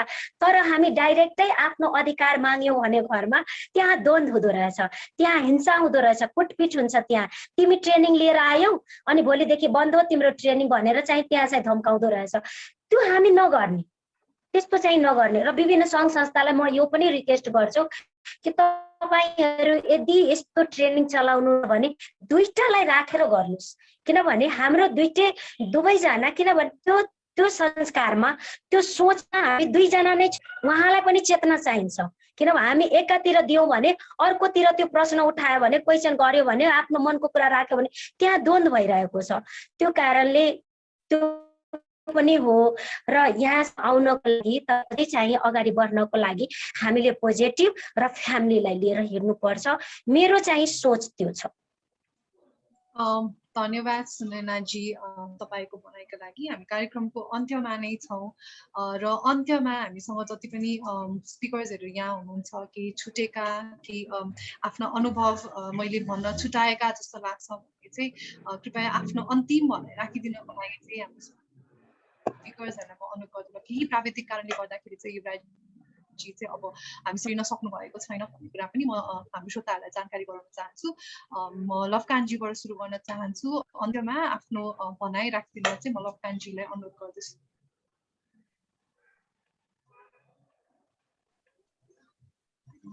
धन्यवाद। मेरो विषयमा अब यस्तै डिस्कोर्सहरू हुँदै गयो भने, यस्तै एक्जिबिसनहरू यसरी नै अब भनौँ न एकअर्काको कुराहरू सुन्न पायो भने चाहिँ, अनि भनौँ न पर्फर्मेन्सहरू हेर्न पायो या गऱ्यो, एक्जिबिसनहरू गऱ्यो, नाटकहरू देखायो, फिल्म मेकिङहरू भयो भने यस्तो मुद्दा मामिलाहरूमा चाहिँ अझै भनौँ न अझै धेरै इस्युहरू छ हैन। देशमा, राज्यमा, हरेक तह तबकामा छ इस्युहरू। त्यो कुराहरू अझै भनौँ न यो कला मार्फत आयो भनेदेखि सायद उत्पीडित समुदायमा चाहिँ एउटा मलमको काम गर्छ होला, एउटा त्यो घाउ लागेको दुखाइलाई कम गर्छ होला सायद। मेरो विचारमा चाहिँ एउटा यो कलाको माध्यमहरूले चाहिँ। धन्यवाद। धन्यवाद लवकानजी। शान्ताजीलाई मैले अनुरोध गर्न चाहे। मेरो अन्त्यमा अब धेरै सबै साथीहरूले धेरै कुरा भनिसक्नु भएछ अनि हामीले अहिले छलफलको क्रममा पनि धेरै कुराहरू आइसकेको छ। सर्वप्रथम र अन्त्यमा समता फाउन्डेसनलाई धेरै धेरै धन्यवाद। त्यस्तो खालको चाहिँ प्रोग्राम आयोजना गरिदिनु भयो। अनि त्यस पछाडि हामीले विभिन्न कुराहरूमा छलफल गर्न पायौँ। पछिल्लो समयमा हामीले सहभागिताको कुरा गरिरहेका छौँ। विभिन्न क्षेत्रमा, फिल्ममा, आर्टमादेखि लिएर हरेक विधामा चाहिँ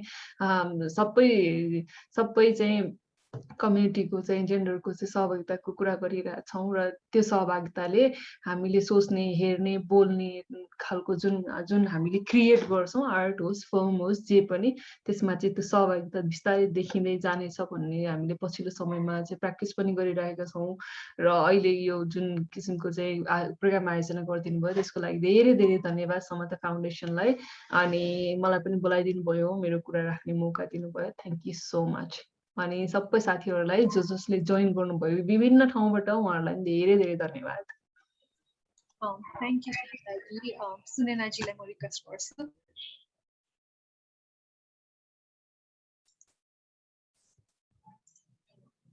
सुनेनाजी हजुरको म्युट छ है अन्त सबभन्दा पहिला त समता फाउन्डेसनलाई धेरै धेरै धन्यवाद अनि किनभने मलाई चाहिँ यसमा जोड दिनुभयो म पनि धेरै कुरा सिक्न मौका पाएँ धेरै साथीहरूको अनि त्यस पछाडि किनभने हामी मनुष्यलाई चाहिँ जन्मदेखि लिएर मृत्युसम्म केही न केही सिकाइ नै हुन्छ अनि त्यो थप मेरोमा चाहिँ सिकाइ भयो र अरू चाहिँ म होललाई चाहिँ के भन्न चाहन्छु खास गरेर साथीहरूलाई किनभने आफू पनि जहिले पनि कोसिस गरिराख्नुपर्छ कि कोसिस नै हाम्रो धेरै सफलताको सिरी हो अनि हामी कोसिस गरियो भने जबसम्म कोसिस गर्दैनौँ भने हामी मन्जिलको भन्छ नि हाम्रो लक्ष्य प्राप्तै हुँदैन अनि त्यही भएर प्रयास गर्नुपर्छ र आफूमा विश्वास राख्नुपर्छ म गर्न सक्छु भनेर र अरू फेरि चाहिँ म समता फाउन्डेसनलाई यस्तै कार्यक्रम यस्तै चाहिँ जसरी जुमबाट होस् या हामीलाई चाहिँ यसरी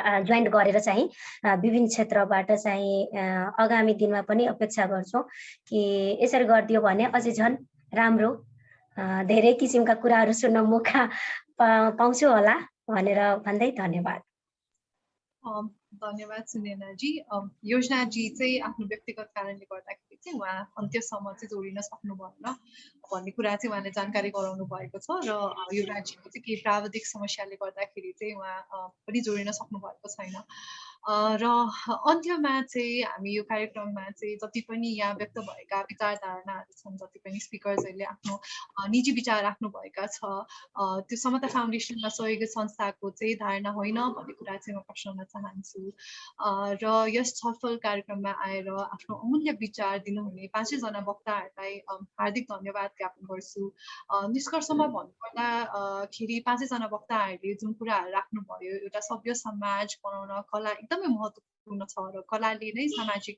मुद्दाहरूसँग जोडेर नयाँ दिशातर्फ अगाडि बढ्न पनि मद्दत गर्दछ भन्ने कुराहरू पनि आयो होइन अनि एउटा आर्ट नै एउटा यस्तो मिडियम हो जसले चाहिँ भोइसेसहरूलाई चाहिँ एम्प्लिफाई गर्नको लागि यो जुन नागरिक समाजलाई अझ सक्रिय बनाउनको लागि चाहिँ कला क्षेत्र चाहिँ एकदमै महत्त्वपूर्ण अङ्ग हो भन्ने कुरा पनि आज हामीले छलफलमा गऱ्यौँ र अन्त्यमा चाहिँ आजको श्रृङ्खलामा युएसए र FHI 360 को सहकार्यका लागि धन्यवाद दिँदै आजको यस कार्यक्रमलाई सफलतापूर्वक सम्पन्न गर्न सघाउनु हुने पदपर्याजी FHI 360 बाट सन्तोष सिक्देलजी र मलाई प्राविधिक सहयोग गर्नुभएकोमा शैली चौधरीजी सुदेशा नेपाल रोशन परियार दीक्षा खड्की तिरुपति परियार लगायत समता फाउन्डेसनको टिमलाई धन्यवाद दिँदै फेरि पनि वक्ताज्यूहरूमा धन्यवाद र धैर्यतापूर्ण तरिकाले हाम्रो कार्यक्रमलाई जुम तथा फेसबुक मार्फत सुनिदिनु हुने सम्पूर्ण श्रोताहरूलाई धन्यवाद व्यक्त गर्दै अर्को शुक्रबार पनि हामी समता संवाद श्रृङ्खला लिएर यहाँ उपस्थित हुनेछौँ र तपाईँ हामीसँग जोडिनु हुनेछ भन्ने आशा गर्दै आजलाई बिदा हुन चाहन्छु धन्यवाद शुभ दिन